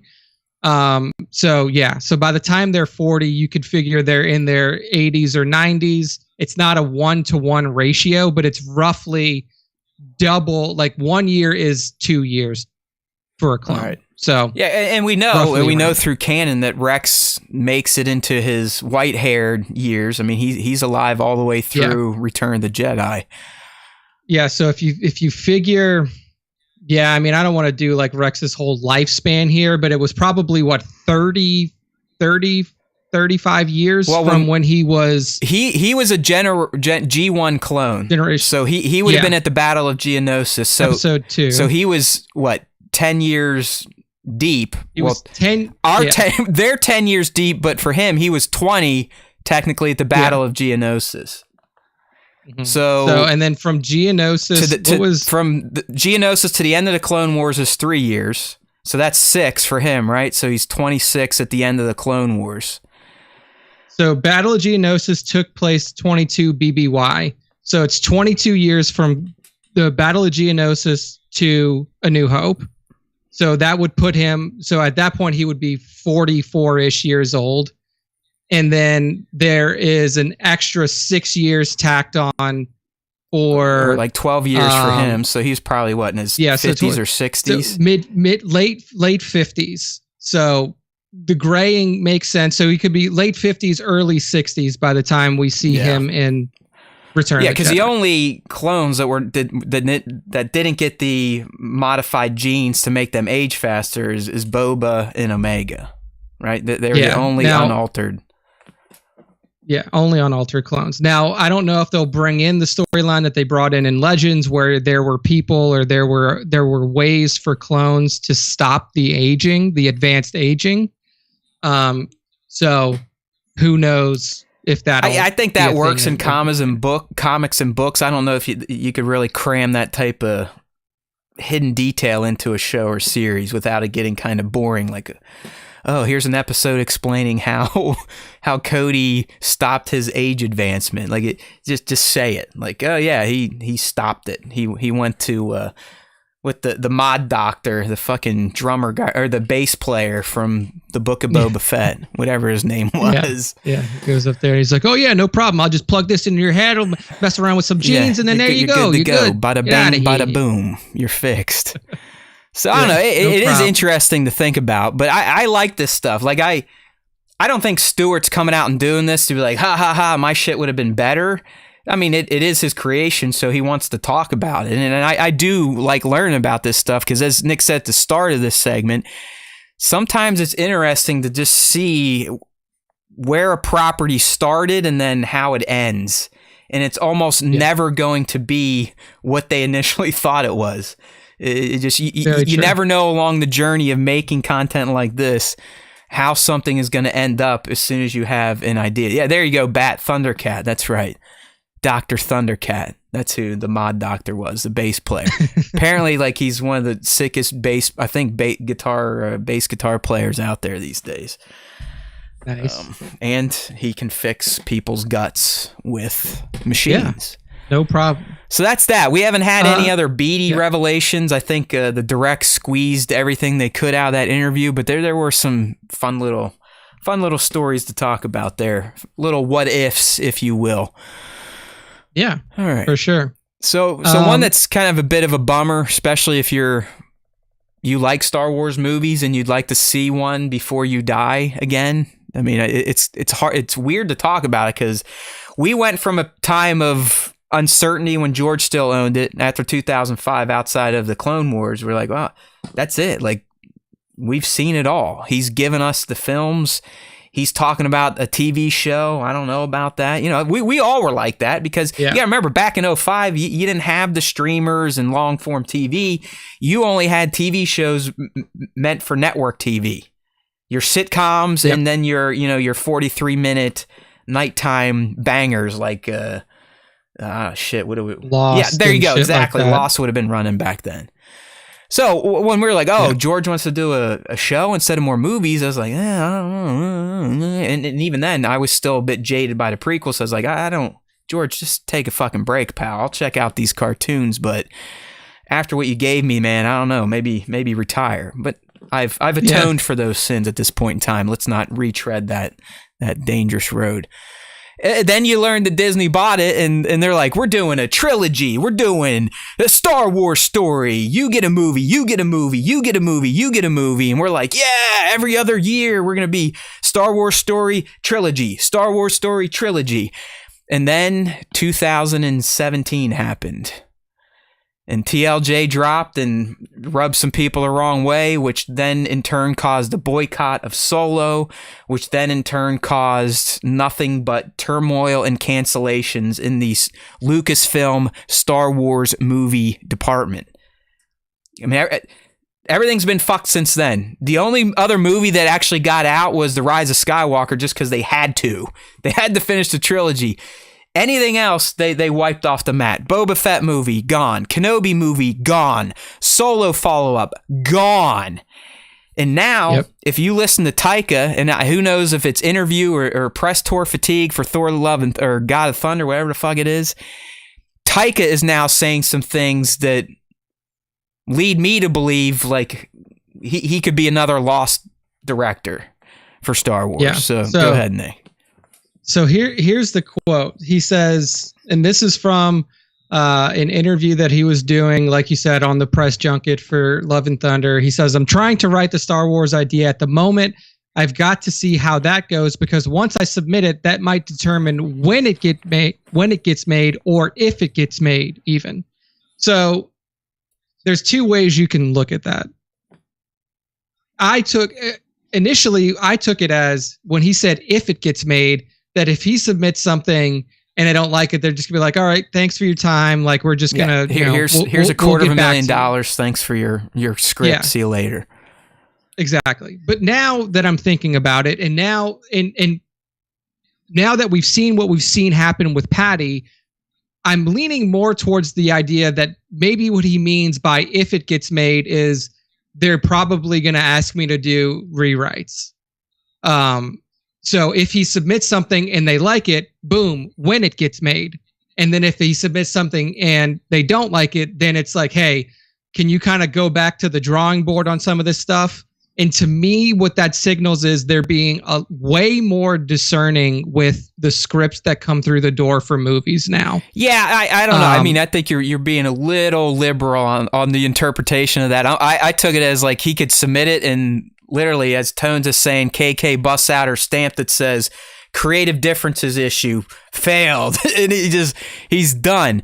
I guess my thing, Nick, is at what point is KK and Lucasfilm going to learn their lesson in coming out and having staged press events to announce this shit when they haven't even agreed upon a creative vision, right? Like, what are we talking about? I mean, that graphic, I believe you pulled from way back when she was on the stage, like, Taika's doing a movie. Yeah. Most people, at least me, if you're going to announce that to the world from an official company standpoint, you should already have the vision ironed out. Like, hey, Taika, write me a Star Wars, punch up a Star Wars story. He does it, shows it to Kathy. She goes, we can do this. We can work with this. I'm gonna announce it. That's how it should happen. Not, I'm gonna announce you're involved, get everyone excited, and then behind the scenes, we don't even know what you want to make yet, so we could technically still fire you. So I think what likely happened is, and this seems like the work, like Hollywood working. It's like it's kind of how it goes. Like, you give an elevator pitch. So likely what happened was either Taika approached them or they approached Taika and they were like, hey man, like, we're interested in you. Why don't you just give us an elevator pitch on like what you think that you would be able to do with a Star Wars movie? You know, took a day, came back, and he's like, all right, here's the deal. Here's what I want to do. I want to do Old Republic. I want to do Jedi and Sith fighting. This is what I want to do. Again, this is all speculation. This is all just me kind of thinking about how this could have gone down. And they're like, man, love it. We definitely want to approach the Old Republic timeline. I think you're the guy to do it. We're going to put you on the docket because we like the idea. And then after that has happened, there have been huge organizational changes within Lucasfilm. Like, you have to remember, at that time, Dave Filoni wasn't even creative director yet. Like, Dave Filoni was just Dave Filoni doing the shit that he did before. He was like a big up in the animation wing, but he didn't have a global influence over all of Lucasfilm. Yeah. Now with Dave there, everything has to go past Dave's desk. We hope so. We hope it's not just a title to make us content as fans. I hope he does at least get notes every day, like, hey, this is what they're thinking on Andor. Or, this is what they're thinking on Ahsoka. I mean, realistically, I would like I don't think that he has to read every script for every episode. Yeah, that's what I mean. I'm talking more like, you get the intern to just give him the sticky note from the day, like, hey, this is what they're thinking over in the Andor writing room for season 2. What do you? Is that going to work? Yep. All right. Exactly. See ya. But for something like this, for like tentpole films, I imagine that he gets the script for approval. And if he doesn't approve it, then like, I don't think I'll put it this way. Like, I think that Kathleen Kennedy does have some like a level of creative say in what. Of course, dude. I mean, she runs the fucking studio. But, she has the end all be all say over everything. Yeah. But I think that at this point, with Filoni in the position that he's in, he has a much stronger voice than Kathleen in terms of the stories that are told. Like, I think Kathleen is way more on the side of like, I'm picking the people who are going to be working on things. Like, I'm picking Robert Rodriguez, I'm picking Taika, I'm picking Patty, and then it's more on Dave to be like, you approve what they write. Well, yeah, that's how it should work, because you got to remember, she's running a multi-billion-dollar company too, so she's worried about more than just story. Yeah. She needs to keep and also, people like, getting she's not paid just, and revenues coming in. Yeah, and she's not just like, as president of Lucasfilm, like, she's also doing Indiana Jones shit now that Indiana Jones has started up. She's working on Willow stuff and all of the other Lucasfilm Limited projects that are going on now. So, like, she's not just Star Wars, where Dave is like, I'm Star Wars man now. Like, this is what my fucking job is. So, I'm not. We're not sitting here defending some of her choices. Like, I do think she has a problem with blowing her load too early. She does. You gotta like just temper yourself. If you know down the road that you're gonna have issues with these creatives, that should all be figured out before you announce Rogue Squadron is going to be here in 2023, and then you find out a year later. Just kidding. Who knows when it's coming out or if Patty will even be involved anymore. But it just like 2 weeks ago, Nick, she did the same thing at Celebration. She's like, oh yeah, Taika, he's probably going to have the 2023 slot now, give Rogue Squadron some more time. And then this poor guy's getting interviewed for Thor saying, I haven't even wrote a fucking script yet. Like, yeah, what are we talking about? So she has an issue with wanting to get out and kind of pound her chest, get the bullhorn, rally up the fans, and it looks bad. It looks bad on her when this stuff starts coming out. Like, okay, well, was there anything on paper? Was there any vision? Or you just sometimes it seems like she follows the socials, and this announcement was coming off the tail end, I think, Mando season 1, which Taika was involved in, plays IG-11, directed an episode or two, possibly even wrote some of the episode. So people are like, yeah, Taika's great, love Star Wars, love IG-11. She's like, okay, let's give him a movie. Just like the thing with Rian Johnson when the critics were like, he's awesome, best Star Wars ever. And she's like, let's give him a trilogy. Then the fans got to see it, and everyone's like, oh! Here's what I'll say. Like, given her behavior, I think what her problem is that she has, and you could look at this as a good thing or a bad thing, she has too much trust in the creators. I mean, because it's a fair statement. To do what they did with the trilogy, you had to have just ultimate trust in the creators to do things correctly. And that's where it bit them in the ass, is that they put too much trust into the hands of these creators. And I feel like that's the same thing with Patty. She's like, I've seen Patty's work. I know Patty. Patty is going to kill it. So she gets like really hyped on these creators who have a good track record. But then when you don't put the reins on them, when you don't put the boundaries on them, then shit gets a little weird. Right. So if anything, to me, what her track record has shown, even with Solo, with Miller and Lord, like, she gave them so much leeway, so much rope, and they hung themselves with it. Mm-hmm. Ultimately, like, she was like, you guys can go. I mean, you can go. I think it was in the BTS, but when Miller and Lord were still doing it, they were taking upwards, I think it was like 3 weeks to a month, just to do the Chewie and Han scene in the pit where they meet each other. Yeah. Like almost 4 weeks just to shoot it. That's money. You have to imagine that's fucking money. Like, and again, she's the money person. Yeah. So yeah, you're gone. Yeah, like, as Kathleen at that point, she's like, look, guys, I've been giving you as much leeway as I can fucking give you. But at a certain point, like, I got to do something about it. Apparently, they'd be like, all right, give me another take. All right, another take, another take, another take. And just the people are like, what the fuck are we doing? Like, so, I mean, if anything, I would accuse her of being too lenient with the talent that they hire. Which, that and like, I mean, for somebody... I still, like, even with our little show, let's say if we ever, like, something ever big happened to us, I would make sure you and I were on the same page. Messaging was on the same page. Whatever the creative vision, we signed off on it. It's in a contract. Then I would go hold a press event to announce it. Not just doing it for the sake of, like, kind of jump starting the fan base, getting them excited. Because, like I said, I believe the Taika thing was right on the heels of the end of Mandalorian Season 1, and fans would have been keyed into his work on Star Wars now, and most of us liked it. We loved the way he wrote for IG-11, the way he delivered the lines, the way he directed the episodes. So she's like, all right, hey, they like him. He's pretty creative. He's getting hot right now with Marvel and his own JoJo. Let's do it. Yep. He's the hot guy.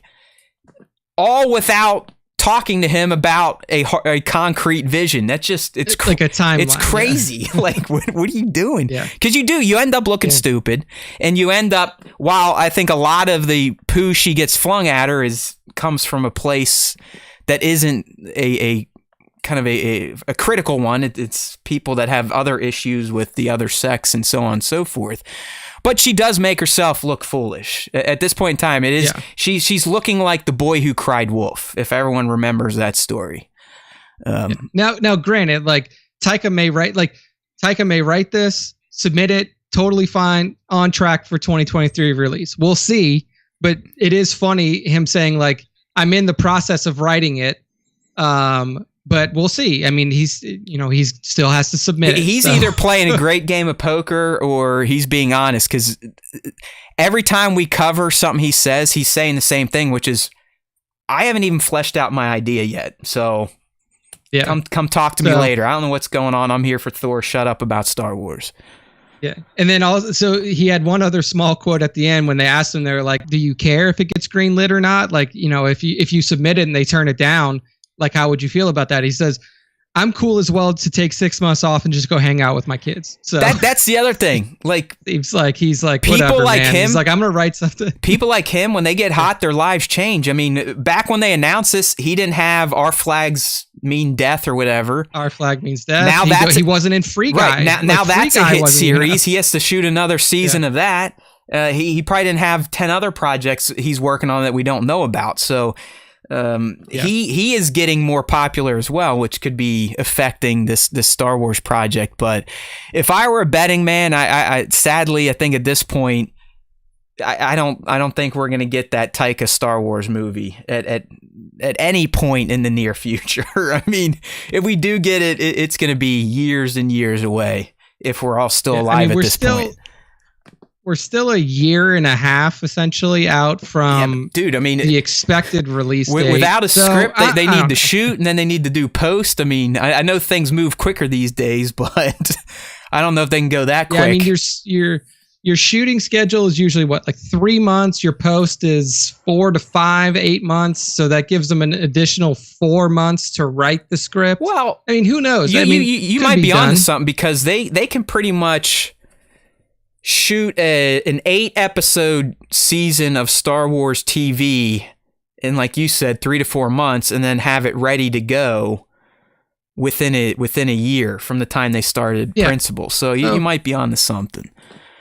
We still have time. I mean, who knows? Taika is the type of person to just kind of, like, he downplays stuff way more than come on. He needs to. Just look at the way the guy acts in film and the way he writes. That's probably what he is like in real life. So, I mean, he could be jerking everyone off right now too, because these are all coming from Thor press junket shit, where these people want to gouge their eyes out because they talk to idiots like me or Nick all day long in a hotel and get asked the exact same questions.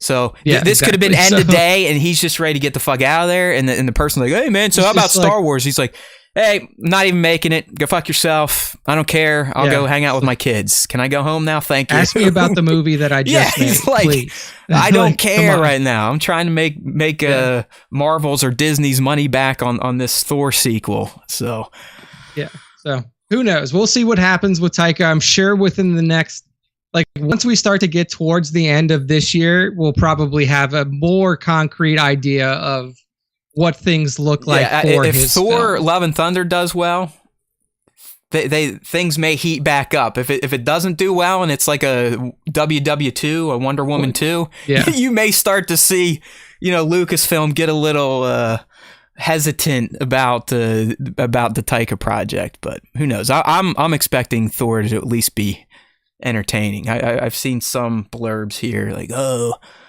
lightning doesn't strike twice. Like, okay, well, let me decide that. We'll see. Yeah. I mean, again, like that movie is going to be another one where like the fucking people, like the critics will probably like give it middling reviews. Everybody who goes to see it is probably going to be like, this is pretty fucking awesome. Right. Yeah, they'll love it. I don't know how I can't. Like, I just like the way Taika thinks. I like the way, like I said, he writes in a style I appreciate, and he acts. Like, the way he acts is just, like, so jerk-offy. I love it. Like, he just always plays a goofball. Even in a movie with deep shit. Like, Jojo Rabbit is about some horrific stuff. I mean, it's about the Nazis. He somehow makes it funny, and the way he acts, you're like, what the fuck? Like, you would never expect to see someone act like that in a movie that touches on the Holocaust and the atrocities of the Nazi regime. Yeah, like literally like the ending of the Nazi regime where like people are being murdered in mass. Like, fucking. And he plays a Hitler like you laugh at. You literally laugh at Taika's portrayal of Hitler because it's so Taika. It's so Waititi. Hey, I just have to give Justin a call out here. Not only has Nunez signed in as SW Props, he also signed into the show with his real name. So he's given us double dipping today. So kudos to you, good man. You are double. You have earned your wrench. What did he say? His wife is. He's talking about Natalie. He has a thing for Natalie. Natalie. Yeah. I was like, what are you talking about? Well, I'm assuming like, Props has probably already seen Love and Thunder because he works the red carpet, so he's probably seen it or at least been on the carpet to shoot it. He got the early screener. Yeah. He was at Taika's house in his personal theater. He's there massaging Natalie's new muscles, working out those deltoids she built for herself and those biceps. Yeah. Side gig. I mean, come on. If anything, who doesn't want to go see that movie just to see Natalie Portman all swolled up? I mean, that to me is worth the price of admission. Yeah, for sure. So, all right. Well, that's it. That's the Taika news. I know we probably dove way deeper into it than he anticipated with that off the collar comment. So we'll see what happens with this movie. Probably start to get news later this year and then into 2023. So here we go. All right. Well, Nick, that takes us to the fan segment. That's right, everyone. Your favorite segment of the show. We have arrived kind of right on time, a little ahead of schedule, which is good because hips starting to go numb and I can't feel my toes. I think I'm going to write a new song, right? Instead of I can't feel my face, it's going to be I can't feel my toes. Can't feel my toes. Yeah, so, are they even there? Apparently, like I can't touch it because I've never been able to stretch, but apparently my right foot is ice cold permanently. Like it's just dead. Oof. Like just dead. But hey, we've made it to the fan segment. We do it every show once we get through our important topics, the topics that you need to know as a studied and studious Star Wars fan.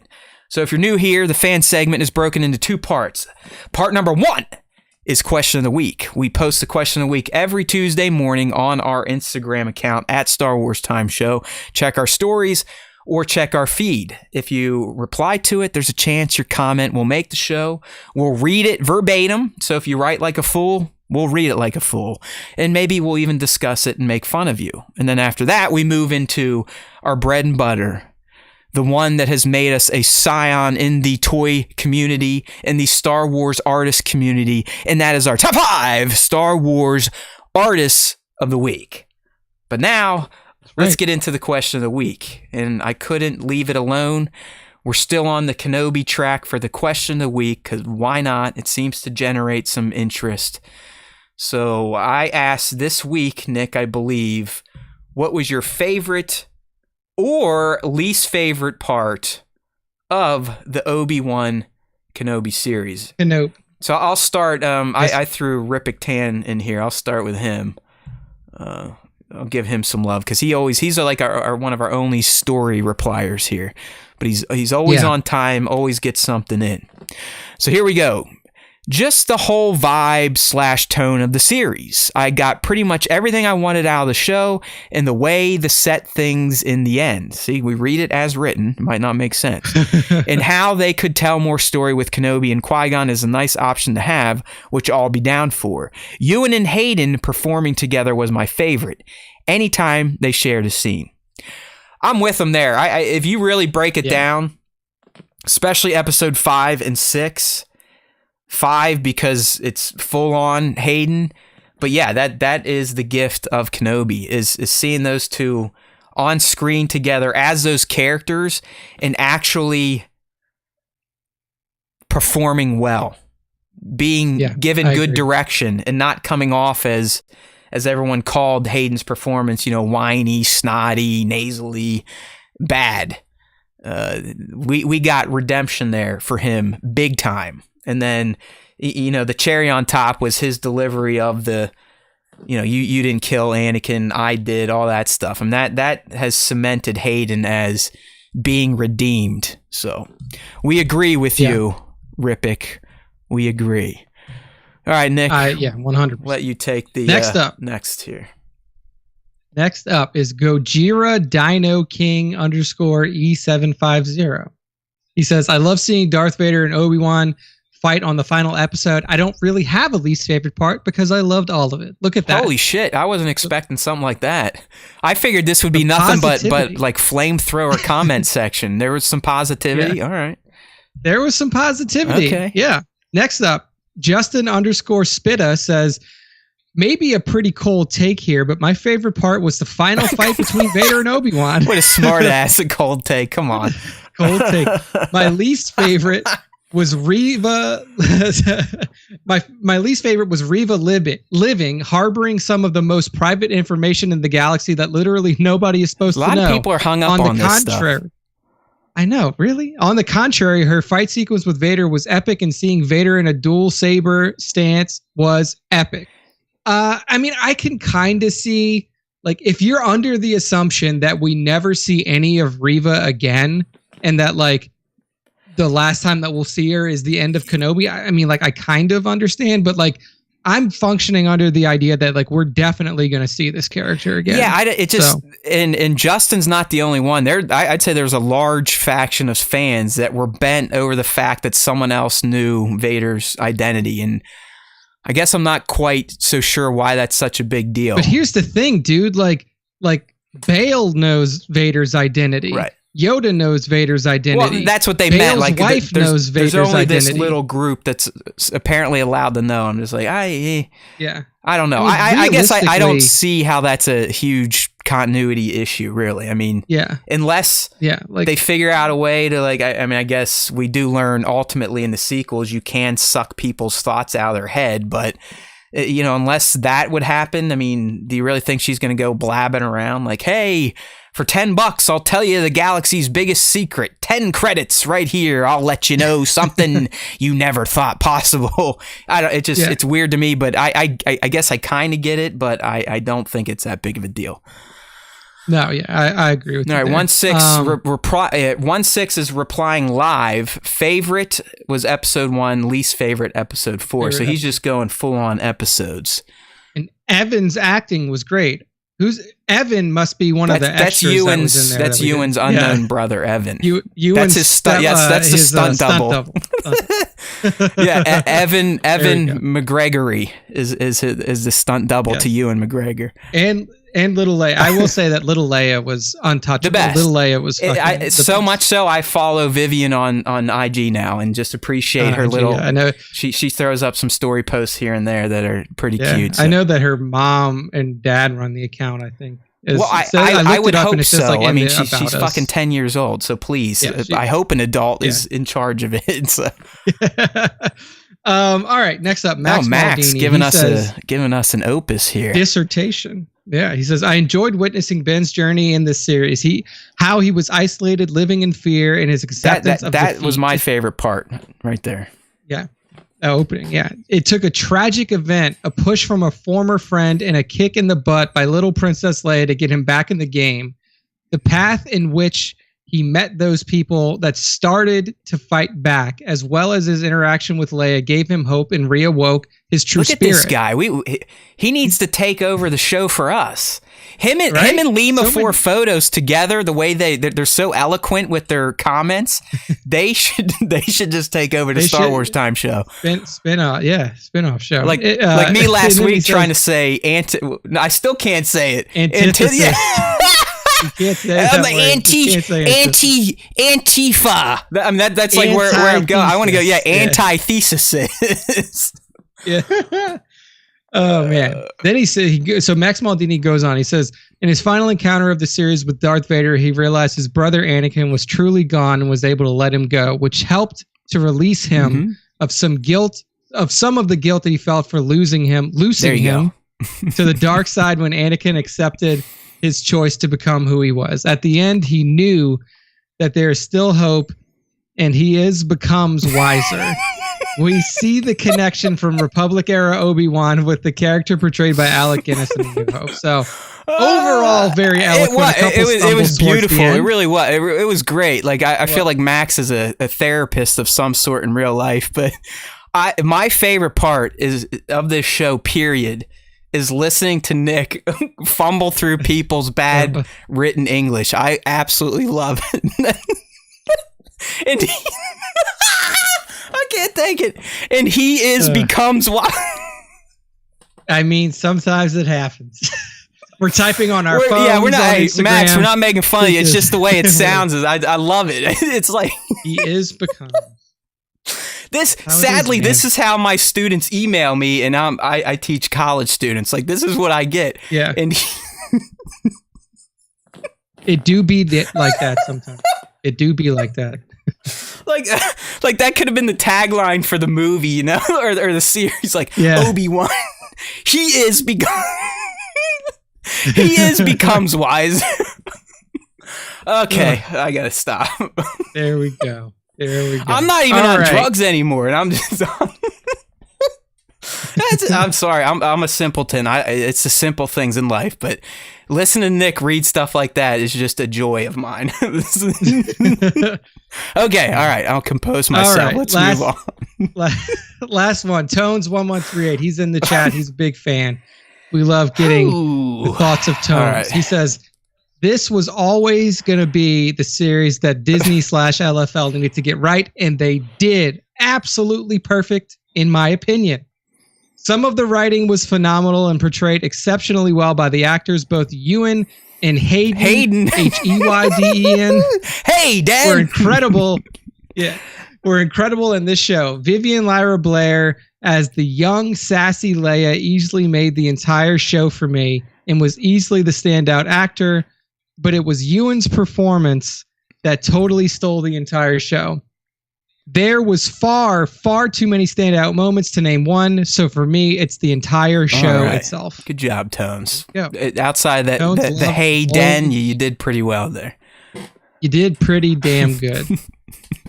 So that's it. That's the end of the question of the week for this week. Is becomes wiser. Yes. Is becomes wiser from that segment. We all did. Oh my God. So, I could just, like Obi-Wan goes to Luke in A New Hope. He's like, becomes wiser for you. Like, you will become a great Jedi. Please, we're not making fun of anyone. It's just funny to speak that way. All right. Well, thank you. That was great. I needed that.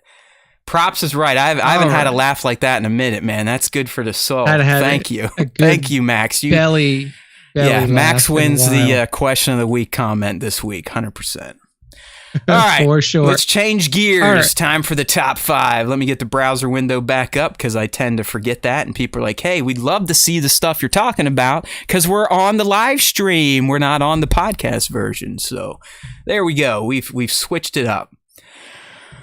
All right, my friend. True. All right. So the top 5 these days, since hashtags are busted, I still would like everyone to use hashtag Star Wars Time Show, but you have to tag at this point in time if you want us to see it. Now, Who cares if we see it or not? It's not like we're the end all be all on IG, but we do like to kind of feature and help Star Wars artists out, get, share their work, maybe introduce new ones. But these days with Instagram, it just seems you can't rely on tags anymore to actually display a lot of shots. So if you're someone that's been out there feeling a little salty towards the Star Wars Time Show, like, why don't they even like my stuff anymore? That's why. It's not a purposeful thing. We're just not seeing it unless you physically tag the account, which sucks for me because that just means more DMs to clear out for no reason. But clearly, Meta is not going to change that fucking feature, which blows my mind. But that is Meta for you. It's one of the worst companies on the planet, and it will lead to the destruction of humanity. But we still like to have fun on their platforms. So this week's featured artists cover 6/27 to July 4th. I share them throughout the week. Nick sits down on a Monday night with his hot toddy and selects his 5 favorite, which are the ones we are about to discuss. All right, Nick, who do we got first? First up is at Uzuri Art, Uzuri Art on Instagram, and it is an absolutely incredible portrayal in vector art of Asajj Ventress. Like, to me, one of the most underappreciated characters in Star Wars. Such an incredible arc through the Clone Wars. It is an absolute travesty that she was killed in a book and not on screen. But this portrayal by Uzuri Art is amazing. So you get to see her in her full garb from Clone Wars, both lightsabers ignited, crossed across her chest, and just a signature look from Ventress. Yeah, man. I've loved this character since Gennedy's Clone Wars. She's been around since that Clone Wars. I mean, she has been a staple of the Clone War era from the get-go, even before we got the 3D version that George and Filoni worked on. And Nick's not kidding. Like, if you're listening here, you need to go look at this piece, this Asajj piece from Uzuri Art, because it is a banger. In fact, Uzu puts out nothing but bangers, and this is an artist I know we discovered years ago, but they don't care about us, nor should they. So we don't get tagged. I just have to rely on every once in a while I get to see it in an algorithm, or I think I found this one through Super Scoundrel's story. So thank you for that, reminding me that Uzu is still out there making some banger killer pieces. In fact, look at this one they put out today. I'm going to switch screens real quick. If you're on the live stream, it's kind of a compilation of all of the Kenobis doing his Ceresu 2-finger point. In this style. It's just fantastic. You get Old Man Kenobi doing the point like he did the Maul, and we now get 10 years post Rots Kenobi that we just saw. You get Rots Kenobi and the General. It's just fucking amazing. So amazing stuff. Truly, Uzu kicks ass. At Uzuri Art, just killing it. All right. Next up, we have at Kiko.collects on Instagram. Man, you're loving Kiko and his SWTOR statues, aren't you? Dude, They're fantastic, man. They're just so clean looking, and Kiko does such a great job of just capturing that essence. And one thing I was going to say is what we see here from Kiko is the shot of Darth Malak, and we almost never see Darth Malak shots, whether it be customs or anything. He's never seen. And this statue is such a great representation of the character, so detailed. And Kiko did a fantastic job of like just putting it in a slight background, but having the figure as the foreground, the main like bulk of the image, and it's a great representation. I mean, honestly, dude, when I grow up and get back to toy photography, I want to start doing portraits like Kiko. I think I like the style. Like you said, Kiko always incorporates great lighting. It's never just, white light and that's it. It's always lighting that complements the subject, as it is doing in this Malak shot.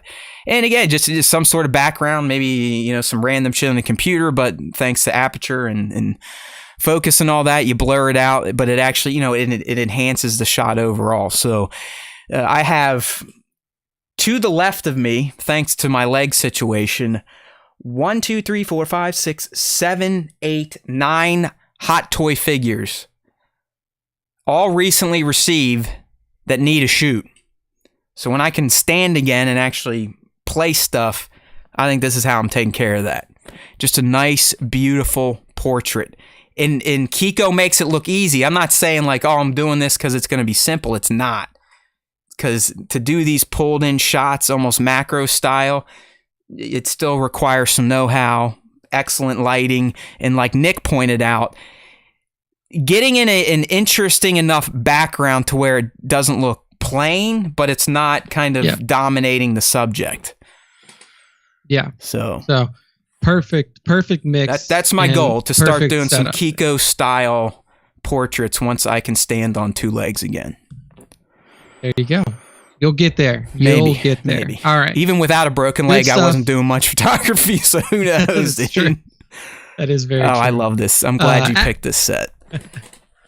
All right. Next up is at LDAWB, LDAWB on Instagram. And it's a series of shots that, Matt, you said done in Kingdom Hearts style of Star Wars characters. So what you see first up, I mean, you would know more about Kingdom than me. I don't know shit, but I know they have like key swords, right? Like key blades, key swords. These are very like kind of similar, right? Yeah. Like they're pretty. Yeah, I mean, like his art style is very anime. LDAWB is like a very anime, like style of art that he does here in his character design. If you look at his page, even outside of Star Wars, like he did this fucking sick. Like anime Kingdom Hearts style Goofy, so this one here is just an absolutely an absolute masterclass in this style. You see Luke Skywalker got triple bladed lightsabers with the Rebellion logo at the end of one and then the Jedi logo at the end of the other one. You get this sick one of Vader with the Imperial logo on his triple lightsaber with his hand in this fucking awesome like lifted curled fist type of pose. Next up, you got Yoda, triple-bladed lightsaber with the Jedi symbol. Then we see Rey with her lightsaber with the Rebellion symbol on it. And then we got Kylo with the Imperial symbol. And man, I mean, all of these things are just so fucking cool looking, man. Wow. They're so cool. It's actually hard to explain how amazing these look if you're not actually you have to look at these and I'm trying to get my screen back. It took another dump. I told Nick, I was like, dude, my system is, I run a Mac, so I just leave them running for sometimes a month or more, like never a restart. And that's what they do. But I can tell you right now, this motherfucker wants to take a nap because everything is slow today. So I just was able to reload the page. But yeah, there's the Luke, like Nick said, the Vader. Dude, my favorite may be the Yoda interpretation. Like look Yoda's how menacing sick. Yoda looks there. I mean, that's like the most emotive you're ever going to see Yoda in anything. He looks even more in motion, full of piss and vinegar than he did in that hangar in Attack of the Clones or in the Senate room in Revenge of the Sith. And then I also really like the Rey. I mean, I think the Rey looks great. Yeah. It's funny, like my Darksiders, they're probably the most similar to their actual look and don't get as stylized as the others. So I'm talking about Kylo and Vader. They both look rad, but they're not as kind of over the top as the light side characters here. Yeah. I will say that Vader is rippling with muscle under his suit in the image. Yeah, I mean, come on. I would still, if someone's like, "Hey, I'd tattoo that on you for free," I'd be like, "All right, fuck, it looks pretty cool." Yeah, no, I mean, it's a fucking sick shot. So at totally. LDAWB, and actually, LDAWB actually replied to your post. So who knows? Maybe we'll get them to listen because sometimes the artists really, I think, Super Scoundrel and Savvy have been the only artists that have actually liked us talking about their work. All the other ones either just are like, hey, fine, thanks for sharing, but I'm never tagging you again. We hate you. Or I've actually had some tell me like, yeah, go ahead and don't do that again. It's like, all right, whatever you want. Well, sounds good to me. You are posting on social media, so you lose all rights anyways.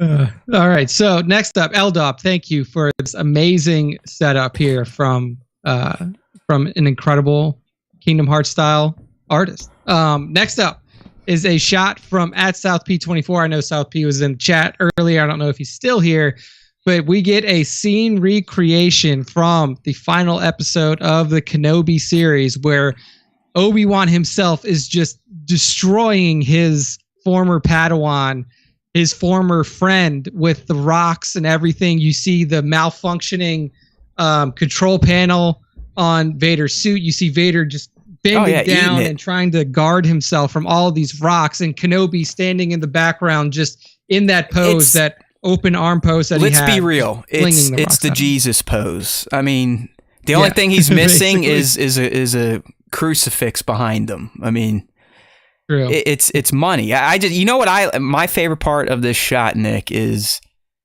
South P 24 gave us a different perspective of this scene, because the way we saw it play out, we were looking at the rocks hitting Vader from Obi-Wan's point of view.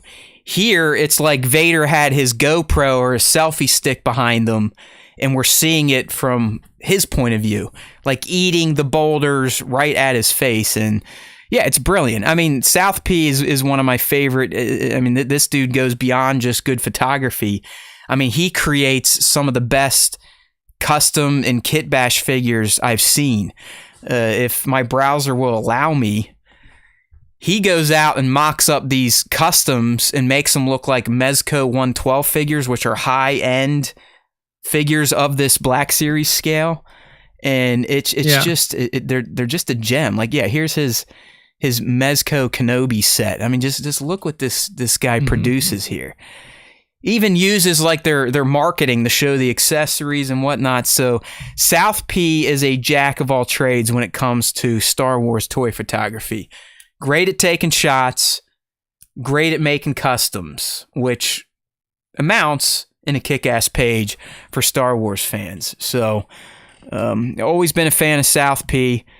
This shot is no different. I mean, he puts out bangers every week. So I'm glad, Nick got him into the top 5 this week to honor some of his Kenobi work. Because there's been a lot of it in terms of custom Kenobis and some setups, scene recreations. So at South P24 on Instagram, we speak your name. Beautiful work. Beautiful work. And final one for this week.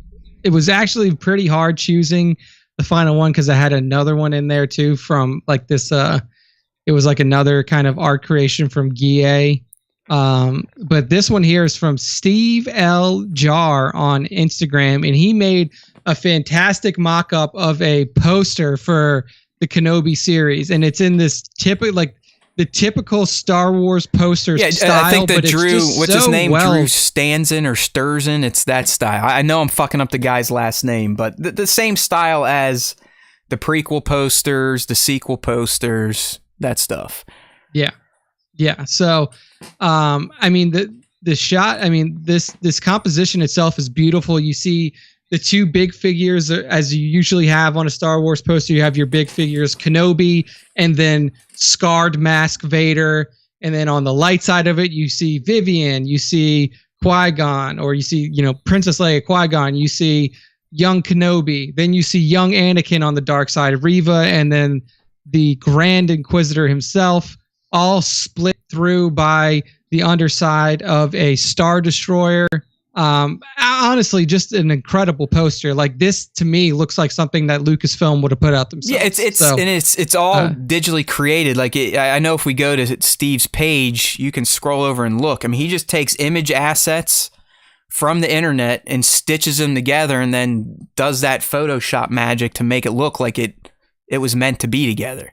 I mean, none of these shots were together. These are all single elements or layers, if you will. See, I'm learning Photoshoppers. There you go. Layers that he pulled from who knows sources, probably PNG there, and kind of lays them all out and then colorizes them. And here we go. Nick is right. I mean, it looks like an official poster. And I knew the Gilly one you're talking about, that was pretty fucking fantastic as well.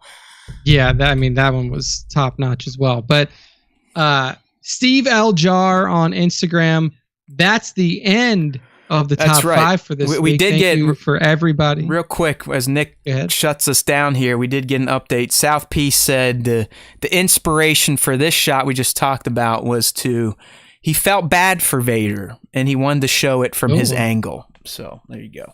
Wow, felt bad for him. I mean, he was getting pelted by very heavy rocks.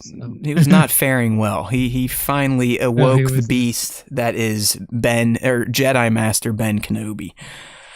All right, man. As Nick said, it's time to put episode 220 to bed. And thank goodness, because things are starting to get a little sore and prickly down south, and not in a good way. You know what I mean? I'm talking about my busted ass leg.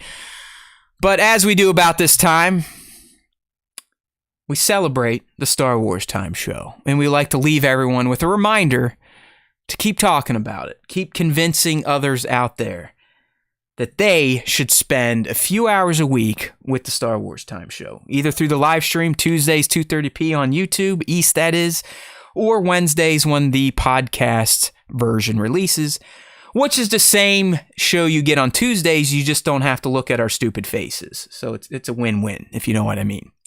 So the best way to do this is one location on the internet, or as some political candidates in Wyoming refer to it, the internets. Apparently there's multiple internets now. All right, there's not just a internet, there is multiple internets. But we are on the main internet, and you can find us at starwarstime.net. I know it's a .net, sounds kind of cheap, but it's not. It's one of the best places you can go on the internet to get real deal Star Wars talk. Love it or hate it, you will find some form of enjoyment in the Star Wars Time Show. So keep the stumping. Get the word out there, starwarstime.net. We have all our subs here. I think I added some new ones, Nick, so I might as well show people. Got us on Amazon Music now, Podchaser. So if you've been clamoring for the show on those networks, we are now there. And quite frankly, if we're not on a network you're using something that is so far off the grid, you just need to get with the program and go with one of the big boys, all right? Spotify, Apple, Google, TuneIn. Hell, if we're in TuneIn or Stitcher, you might even be able to find us on Sirius at this point. You never know. We're out there, starwarstime.net. And why? Well, there's always time for Star Wars Time. So just keep reminding those that don't know or are not in the know with the Star Wars Time Show. Okay? We love you. Just a reminder out there, our form of payment comes in shares in love on our posts. So if you see some content out on our Instagram or the Twitter or on YouTube, leave a comment, share it if you would, like it. Just tell the algorithm and our AI overlords that the Star Wars Time Show is something meatbags like. That is our challenge. We got to tell our controllers, the AI that's already out there running the world, that meatbags, as in humans, like the Star Wars Time Show. And in the end, you get this added bonus. If you do listen to the Star Wars Time Show, the Force will be with you. Always.